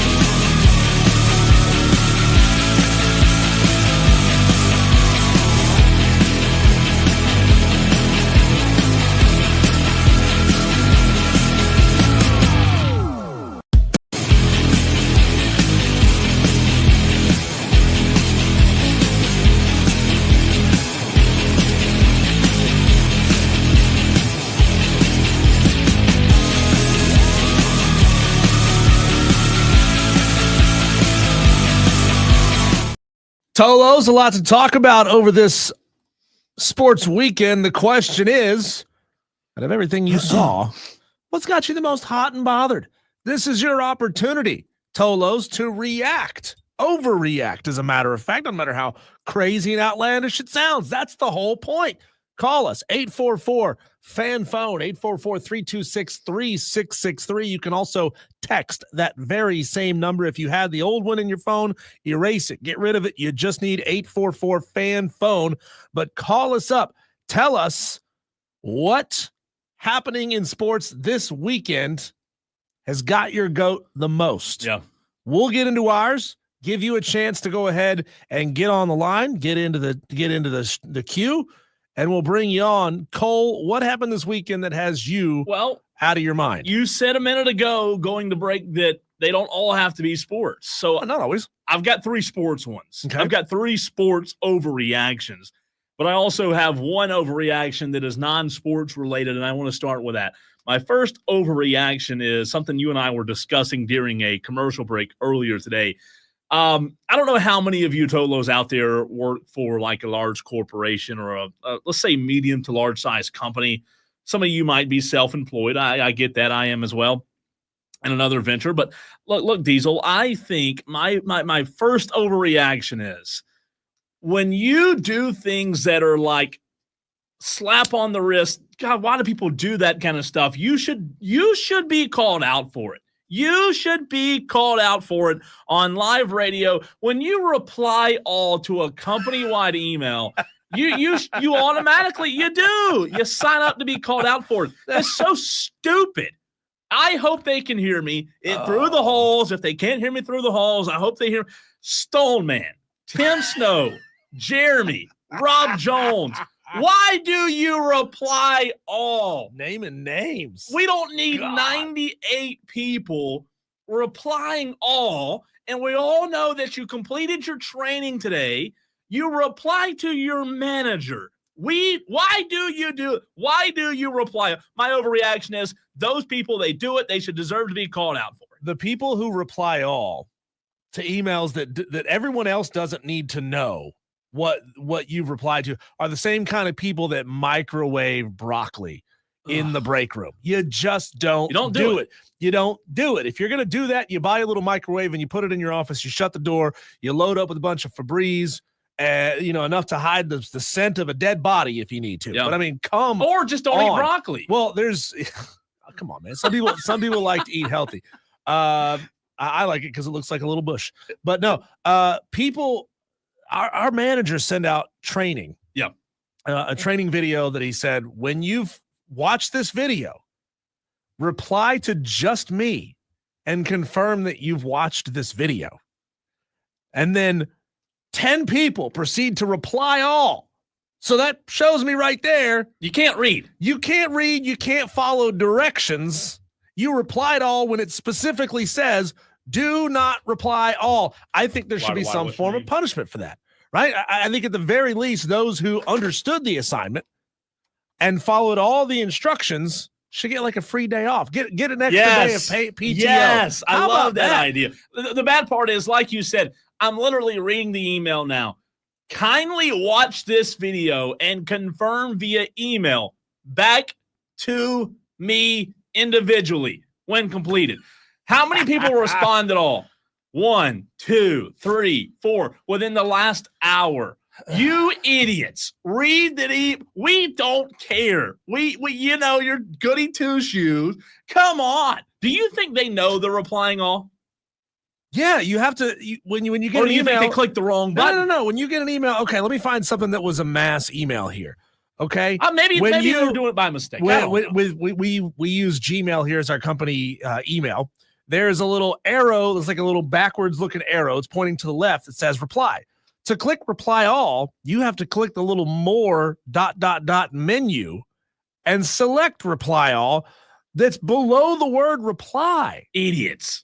Idiots is what they are. Cole, that's a harsh word. No, it's not. They're idiots. We need to take a microphone down the hallway and ask Stone Man what the hell he was thinking. Well, that's why I'm yelling. Maybe they can hear me. I mean, I know it's 5 o'clock, so managers are gone by now anyways, but come on.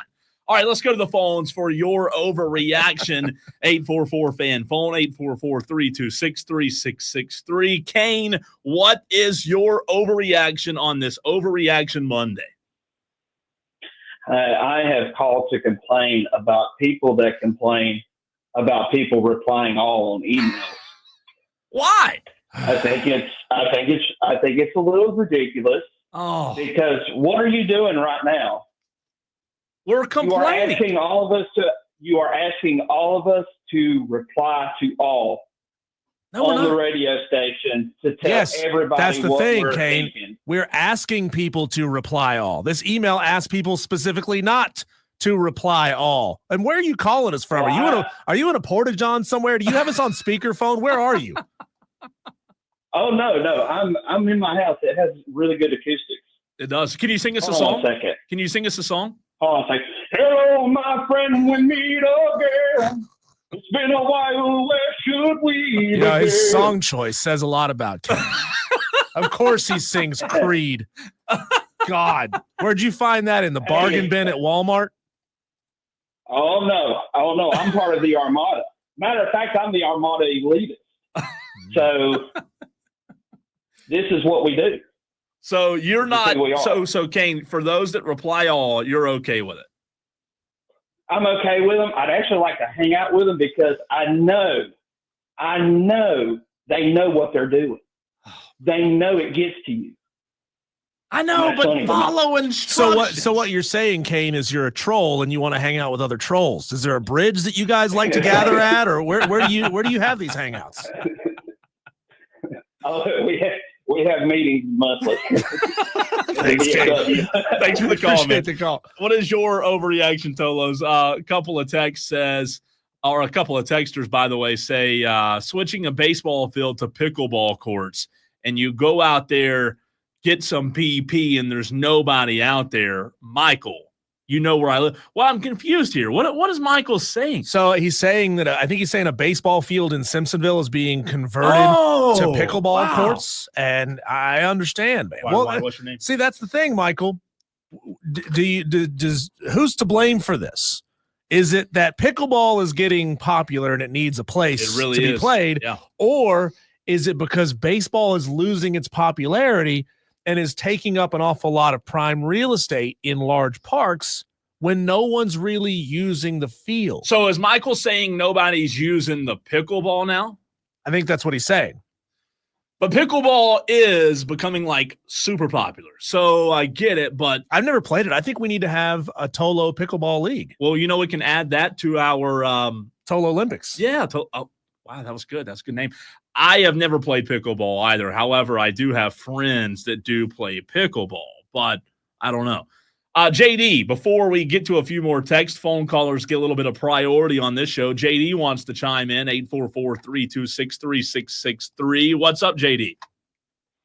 Gentlemen, thank you for taking my call. First of all, I felt like it was necessary for me to intervene and get you guys, before you get in trouble, talking about replying all with your employee. It's too late. Our boss listens to this station in his office. Is that who that is behind you on the stream right now, staring over your shoulder? He doesn't look very happy at the moment. How dare you talk about your coworkers this way? Yeah. What is your overreaction, JD? My overreaction, and I kind of wanted to get you guys' thoughts on this a little bit too. Is LeBron and Luka now the best duo in the NBA? I mean, we have Wemby and Fox. We got Kyrie and KD possibly, or AD possibly. Where does LeBron and Luka rank as duos right now? Well, I think it's more of a, if you're gonna make a buddy cop show out of this, it would be more like Bronny in the bench, because Luka's ass is stuck on the bench, injured. JD, yeah, very true. I would say, they're superstars. They're going to make it work. Okay, that's my first initial thought. But I would say that I have had thoughts all weekend. It's the same thing we talked about with Michael Duarte. And if you missed that interview, you can go back on the free Odyssey app and listen right now, AUDACY. They both play very similar style games. They're both on ball. They both want to control pace and tempo. They're going to make it work. But I do think it will take some time, JD, and that's why I said on Twitter, and I stand by it, I think Dallas in the immediate future, like in the right now, I think Dallas won the trade for right now. I think they're built to win now with AD and Kyrie, a good front and back court. But, long term from now, the Lakers are going to have the best player on the planet for the next, 8 to 10 years. So we shall see. Right on. No, I appreciate your guys' opinion. And last overreaction is Brent Venables is definitely feeling the pressure because he's more of a defensive coordinator than a head coach, which is why he now wants to call the defense. Be blessed, not stressed. Thanks, JD. Madcraft says Jabron Lames isn't capable of being a duo anymore. I like that. Jabron Lames. Cole, I'm going to throw one out there that I have brought up to this show many times, and every time I do, it's not a popular opinion, okay? It's not a popular opinion, but I don't care. Yeah. We need to have red light cameras in the state of South Carolina. They're not constitutional or whatever, because that's what everyone always says, unconstitutional. But, Cole, so many people run red lights around here now. We need to have cameras designed specifically to catch people who run red lights. Number one, I am shocked that we don't have more fatalities on the road of people running red lights.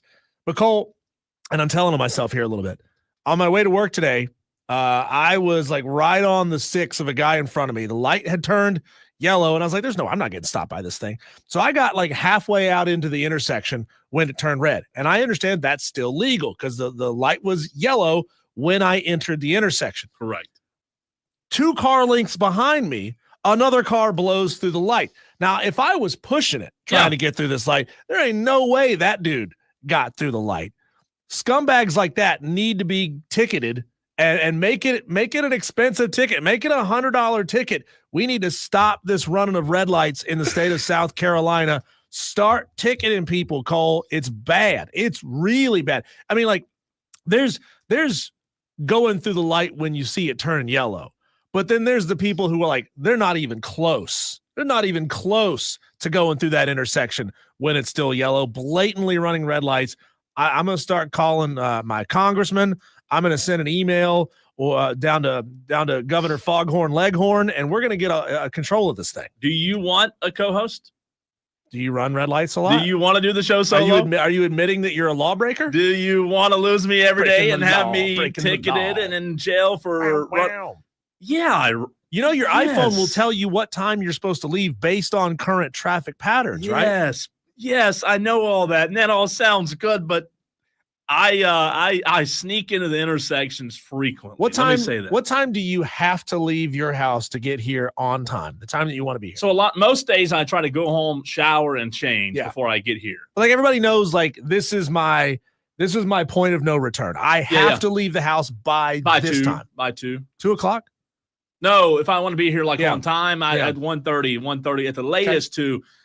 If traffic's good like it was today, I can get here in 35 minutes, but sometimes a normal day is 45 to 50. Now, I will say a lot of times I'm coming from other places, so, parts of Greenville or Spartanburg or wherever, so it just depends, but most days I want to go home, shower, change, and then come here, but usually I'd say 1:30 to 2 is the latest, absolutely latest. Dewey texts in at 844-326-3663 and says it's a $450 fine for running red lights. That's if you get caught. That's the problem. Nobody's getting caught for this, ever.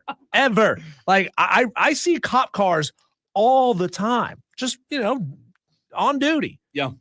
I don't ever see any cop car ever pulling anyone over for traffic issues. Never. I've reached out to like sheriff's departments and they've said, well, only a small number of cops are doing traffic enforcement. So if a cop is on a different beat, he ain't pulling you over if he sees you speeding or running a red light. He doesn't care about that. We need technology doing this. Cadillac says, I agree with Diesel. I dodge getting T-boned from light runners daily.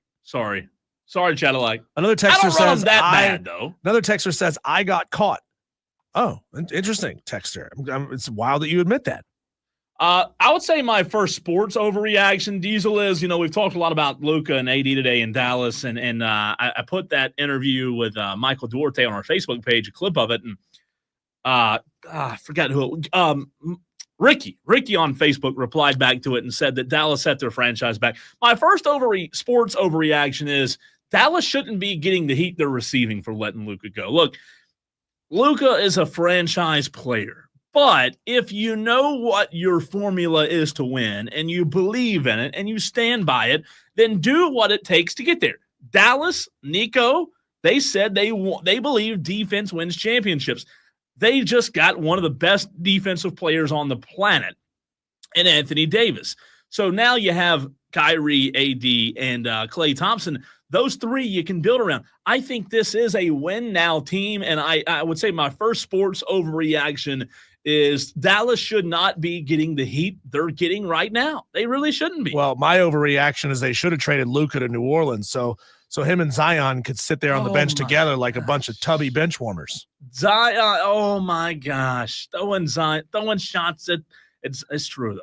It's true. He's not as bad as Zion. Tell me if I'm wrong. No, he's not as bad as Zion. Zion got fat. Luka's chubby, but Zion just got big, man. He got big. You can call him the pudgy pear. How about that? He really did. He got a little too fat. Texter says Greenville red light runners also jam up intersections. Can't turn right or left at busy intersections. All the time. You know, I admit my flaws. When I have flaws, I like to admit them. This is crazy, though, Cole. And I have brought this topic up on the air at least 3 times over the past 5 years of being on these airwaves. This is the first time ever I haven't gotten almost universal hate for that. People will say, Diesel, mind your business. Diesel, leave me alone. Diesel, it's unconstitutional. Blah, blah, blah, blah. This is the first time ever people are like, you know what? Yeah, this is a big problem. We got to fix this. Like I said, I'll try to get better at it, but I will admit, like I say, man, I have some flaws, and I'll admit to them. I do run red lights. I get it. Sometimes, like if you think the light's going to stay yellow just a little longer than it is, and you make a mistake, that's one thing.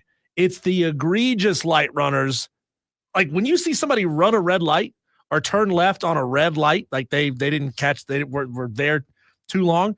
And then another car and another car behind them just go ahead and go, even though they know the car 2 cars ahead of them had a red light and couldn't turn. They just do it anyway because they know there's nobody to ticket them because traffic enforcement in the upstate is a damn joke. I think for the most part, for me, it's not so much red lights. It's been yellow for a second lights.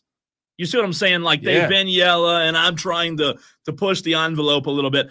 Like, is it bad? Tell me. And Tolos might hate me. You might hate me, but it's okay. If you're approaching a light, it turns yellow. You still got a little ways to go. You floor it. You get through. You may or may not look up and see it turn red. Is that egregious? Yeah, because you floored it because you knew you weren't going to make it. Correct. And is it egregious that if you do it 2 times in a row, you feel really good about it? Is that bad? Is that a bad habit that I have? I'll try to be better. I really will. But I will admit sometimes I do get a little lead foot. Last overreaction. Clemson basketball, man, they're not only being snubbed for top 25. My last overreaction is they're a top 10 team. Top 10. Top 10. Look, it's ridiculous that they're not in the top 25. They should be 19, 20. I think they're better than people think they are. I think they're coming together at the right time. My last sports overreaction is I'd say they're the 10th best team in the country right now. I think they could go toe-to-toe with just about everybody from 8 to 25, if not beat half of them. I really do. That's it's bold, Cotton. It's bold, my friend. But that's overreaction, man. That's true. My last one for you, Cole, is simple. Lamont Paris has no choice but to clean house with his assistants. Like, he may have faith in his assistants, but fans don't. 0-9 is completely unacceptable. And leaving a staff in place that to this point in conference play is 0-9 is a clear statement that last place in the SEC is okay at South Carolina. It's not good. It's not good. You know Owen? Owen? 0-9? 0-9? Sorry, Lamont. Sorry. Yeah. I have a question for you, Diesel. I have a question for you, Tolos in the upstate, Spartanburg, Greenville, wherever you may be listening. I want to do a segment coming up next called Neutralized by NIL. Which coaches in your mind have been neutralized in any sport basketball, baseball, not so much. Football, basketball, the main two. Which coaches in your mind have been neutralized by NIL? We'll talk about it. I have a few for you. See if you agree or disagree next.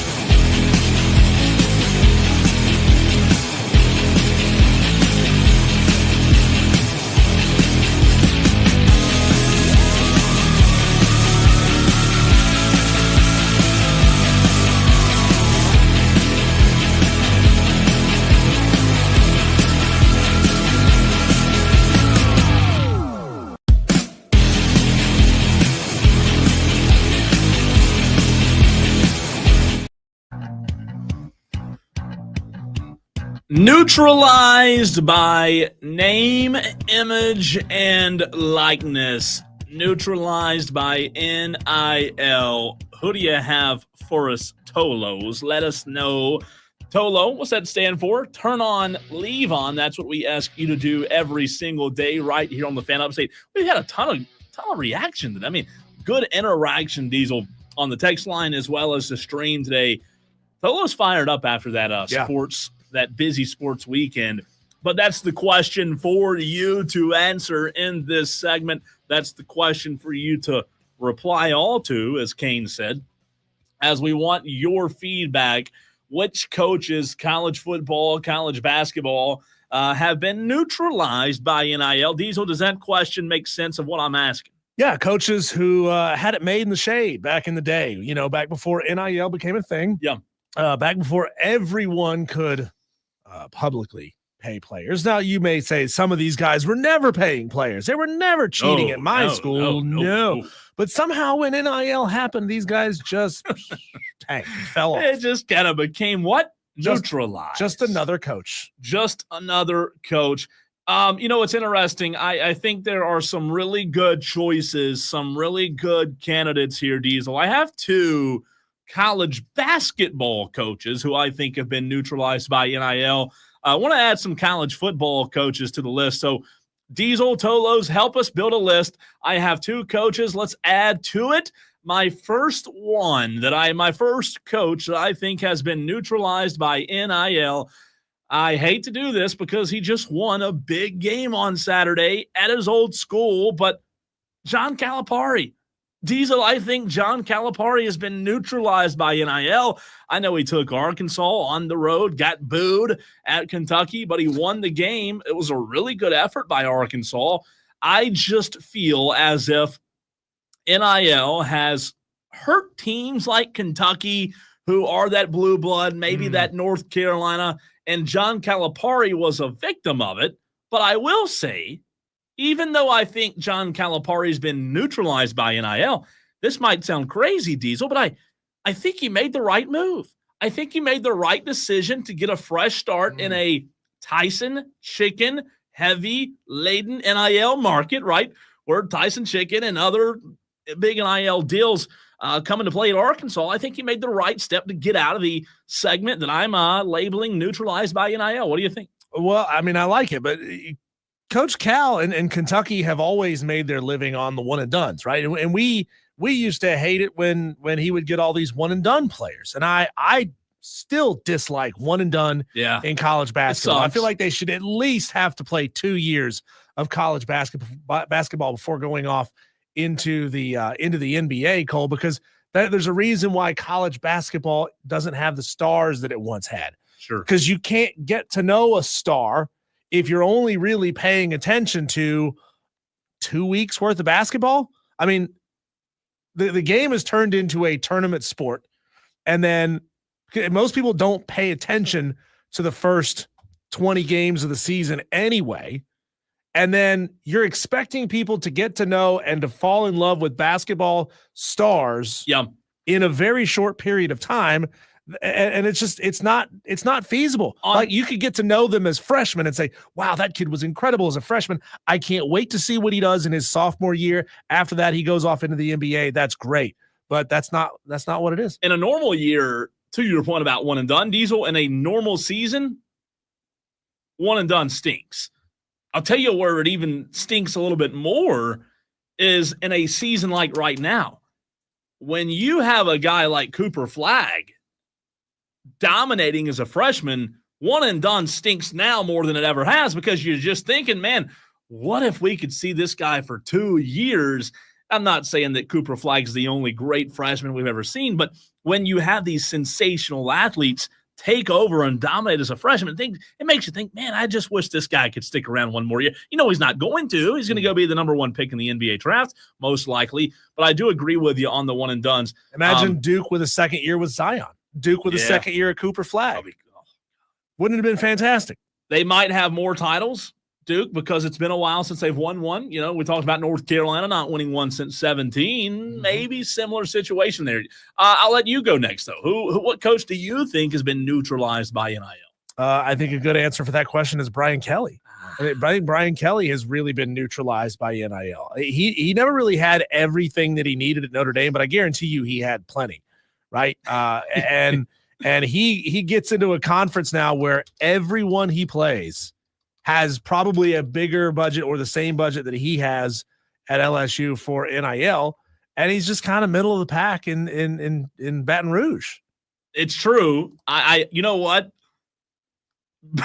Brian Kelly is such a fascinating answer because he's not liked. I don't think he's liked by LSU fans. That's true. You know, and if you're think about it like this, if you are the head football coach at Louisiana State University in the era of NIL, Diesel, you should win every game. You should win every single preseason game, postseason game, spring game. You should never lose, ever. You're at LSU. You're in Louisiana. You're in Baton Rouge. Come on. There's no excuse. That's a great answer. I do like that. I wonder with Brian Kelly in his situation, is this the last straw because he has been neutralized? Well, he's either going to go be a G5 head coach again or he'll be a Power 5 coordinator in a couple of years. I don't know that he sticks around at LSU. They're not going to they're not going to tolerate him being mediocre. It's crazy though. It's crazy because he should be. I mean, they ran Ed O out after a national title. True. Yeah, hey, you win a national championship, you're not good enough. Which I still, not to go down a rabbit hole here, I think they regret that.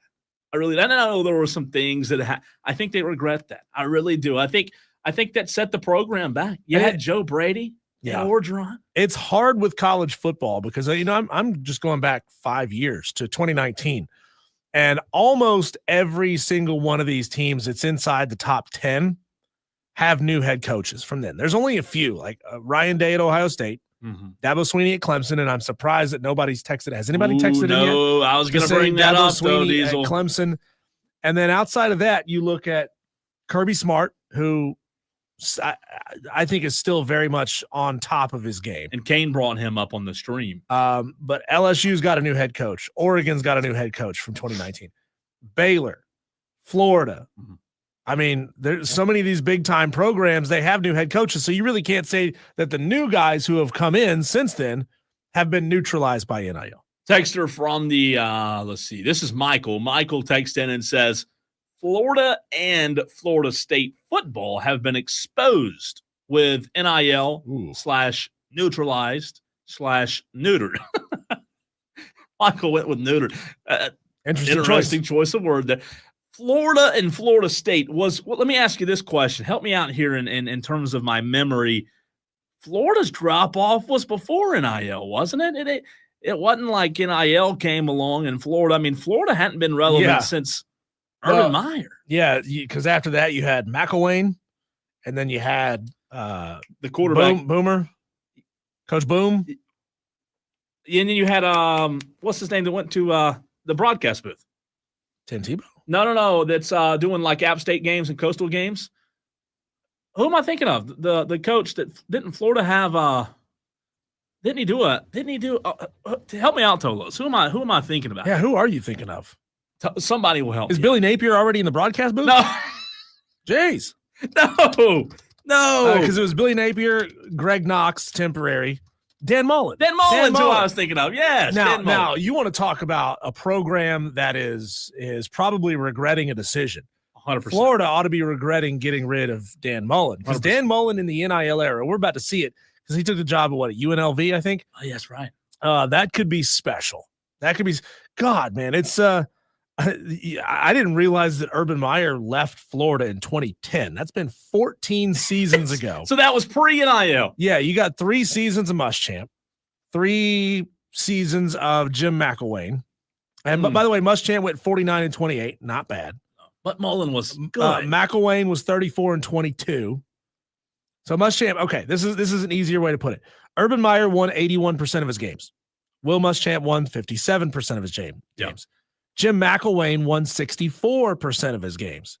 Dan Mullen won 69% of his games. So they had a steady increase after going Muschamp, McElwain, Mullen, they realize they don't have to hire guys with the last name starts with letter M.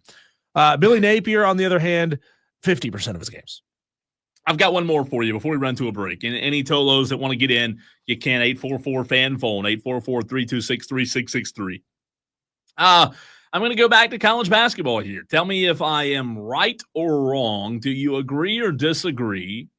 Hubert Davis, we talked about him earlier. Oh, even talked about him on Friday. Great choice. He's just, Diesel, when Hubert Davis was hired at North Carolina, I said, oh my word, what a fantastic hire. They're going to win titles. They're going to win titles. That was a fantastic hire by North Carolina. And boy, have I looked, because I said this earlier in the show, and in case you missed it, I'll repeat it here. If they missed a tournament, it'll be 2 out of the last 4. 2 out of 4 they've missed. That's no bueno. If the March Madness selection committee puts this North Carolina team into the tournament just because of their brand power, shut the whole thing down. That's what I'm saying. Put it all in a cardboard box, leave it out on the stoop, let somebody come pick up their stuff in their own time, because you'll know unequivocally, without a doubt, that this thing is rigged to keep the big brands in the tournament. Hubert Davis and make money. He is 54 years old, born in 1970. Dude could have another 10 years of this, or more. Absolutely. But North Carolina has missed and missed and missed, and they're just, for whatever reason, when you talk about like pro organizations, let's take for example an NFL football team, Diesel. They have a director of player personnel, right, who evaluates talent. They have scouts. They have guys that they, allow to sit in the room and do nothing but evaluate talent. Who is responsible for evaluating talent at North Carolina for the basketball program? Because they just have missed on evaluating talent. Talent evaluation has been the demise of the program. RJ Davis seems like he's done this instead of this. And for those not watching him, decline instead of, improving. I don't know, but I hate it for Hubert Davis, but I think he has been neutralized by NIL. Yeah, it's going to be fascinating what North Carolina does going forward. I mean, Hubert Davis had been an assistant under Roy Williams. It feels like you're hiring from within. You're hiring a guy with a big name, and he felt like the right guy, right? And then it just has failed miserably. So where do they go? Do they go back to the well? Does North Carolina want to get high on their own supply again and hire somebody who has been at North Carolina before as an assistant, as a player, or whatever? Or do they really open up the checkbooks? Because we know that school is going to be willing to do it. That fan base is going to be willing to go after a big name head coach. Who's an ex-NBA guy they can go after, since they went after an ex-NFL guy for their football program, right? Yeah, Texter Popovich. Hire Pop. Could you 99-year-old Could you Greg imagine having Popovich? Popovich and Belichick on campus at the same time? Dear God. Unbelievable. Texter says Cole is pounding the wood like Gruden. LOL. I appreciate the enthusiasm. Was I banging on the table like that? I was a little passionate. When we come back, Cole, speaking of Bill Belichick, and I'm glad you brought up his name, Bill Belichick is bribing North Carolina frat boys to pay attention to the football program. Is this a good idea, or is it kind of weird and creepy? We'll talk about it next.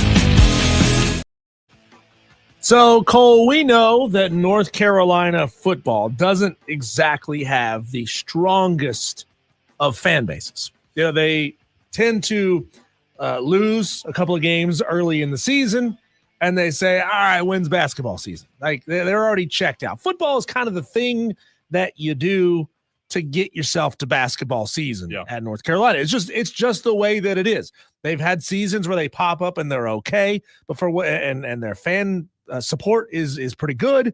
But then when they have a rough couple of games, the fans just stop showing up, and Kenan Stadium is empty. It's like a desert out there. So I wonder, Cole, if this is a good idea or not. Bill Belichick is attempting to bribe or buy fan support from the fraternities on campus there in Chapel Hill by sending out a whole bunch of pizzas to be consumed during this past Saturday's Duke North Carolina game. And the question is, like, why? Why is that a viable strategy to try to get, like, throwing pizza parties to try to get students to show up to your game? Or is it a little bit pathetic that that's what you have to do? Now, he was trying to get them to show up to the basketball game? No. He was saying, because the game was at Duke, by the way. This past Saturday game was at Duke. Okay. He said, hey, guys, hang out, like, throw a party at your frat house. Yeah. I'm going to send you a whole bunch of pizzas for y'all to eat while you're watching the game on Saturday. And I really want you to come out and watch football games this season. Oh, like, I mean, Bill's stupid rich. So buying a couple, I mean, there's lots of fraternities on campus, couple hundred pizzas to him, a couple hundred pizzas, probably nothing. I mean, heck, he probably didn't even pay for them. It's probably some sort of like endorsement deal with Papa John's. You know what? I think it's weird. Number one. Number two, I think it does instill a little bit of goodwill because, you know, he is like 119 years old. And we'll see if the North Carolina fan base relates to him. I mean, if they get excited for it. Well, here's the thing, Cole. If Bill had said, hey, there's 20 fraternities on campus. Mm-hmm. I'm going to buy pizzas for all of them. And I'm going to show up and deliver the pizzas myself to one of the houses. And I'm going to hang out with you and watch the game. That'd be awesome. That'd be awesome. Yeah. Or if he does, like, hey, I'm going to be at the I don't even know fraternities anymore, Kappa Sig house for the first half, and I'm going to go down to the, you know, Kappa Delta house. That's a sorority, but you know what I'm saying. I'm going to go down the street to another house. I'm going to pick two houses, one for the first half, one for the second half. I think that's awesome. And it's sort of a, hey, you're going to get free pizza, and there's a good chance I'm going to be at your house hanging out watching the game. Yeah. I think that's awesome. But otherwise, I think it's kind of lazy to just throw money at it and see if you can that's buy. North Carolina. Yeah, I know. It's what they do. I just want to know. I just want to know if the cheese pizzas came with a bottle of wine too, since it is a very wine and cheese crowd. Mm-hmm. Kane says he's hanging out with the sorority instead of the fraternity. I mean, his girlfriend is in the sorority. Maybe that's what he should have done. Maybe Bill should have gone to the sorority houses and Bill's girlfriend should have gone to the frat houses. That's what a texter from the 803 Cole Bill being 119 years old and still slinging that. I'm not reading that. I'm not reading that. Do you think 119-year-old Bill Belichick would have landed this 24-year-old hottie if he wasn't Bill Belichick? It's like those pictures you see of Al Davis. Yeah. Now, like, there's the memes of him saying that he is dating some like 19-year-old girl and she had no idea he was rich. I mean, rich. Yeah, you're right. It's not Al Davis. No, it is. It's Al Davis Jr. It's I think, right? the Raiders guy, right? Yeah. It is the Raiders guy. And they said Mark Davis. Mark Davis, not Al. Yeah, they're like, Mark Davis, as weird as he looks like a thumb with a bowl cut. He does look weird. He's dating some like 20-year-old supermodel, and she had no idea that he was the owner of a team. She just thought he had a great smile. Michael says, dude, that's viable only if his girlfriend delivers them. That would have made sense. Let the girlfriend deliver them to the fraternity. Tolo Steve, I want to know if it was part of Bill's deal was getting his girlfriend free tuition. at North Carolina. I think she's already graduated, right?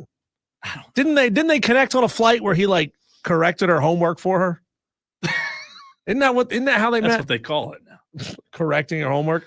I don't know. It's no longer look, the Mile High Club. It's throwing goodwill out there. Let's not be so harsh on Papa This is us Bill. poo-pooing anything anyone tries to do. But At the still, wine and cheese college. Yeah. He should have sent a bottle of Chardonnay and a charcuterie board. It shouldn't surprise you though.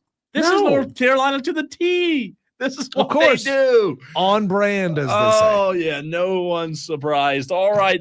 We were surprised, however, by a blockbuster NBA trade that happened over the weekend. We'll get into that coming up. Final hour of the show. Turn it on, leave it on right here on the Fan Upstate.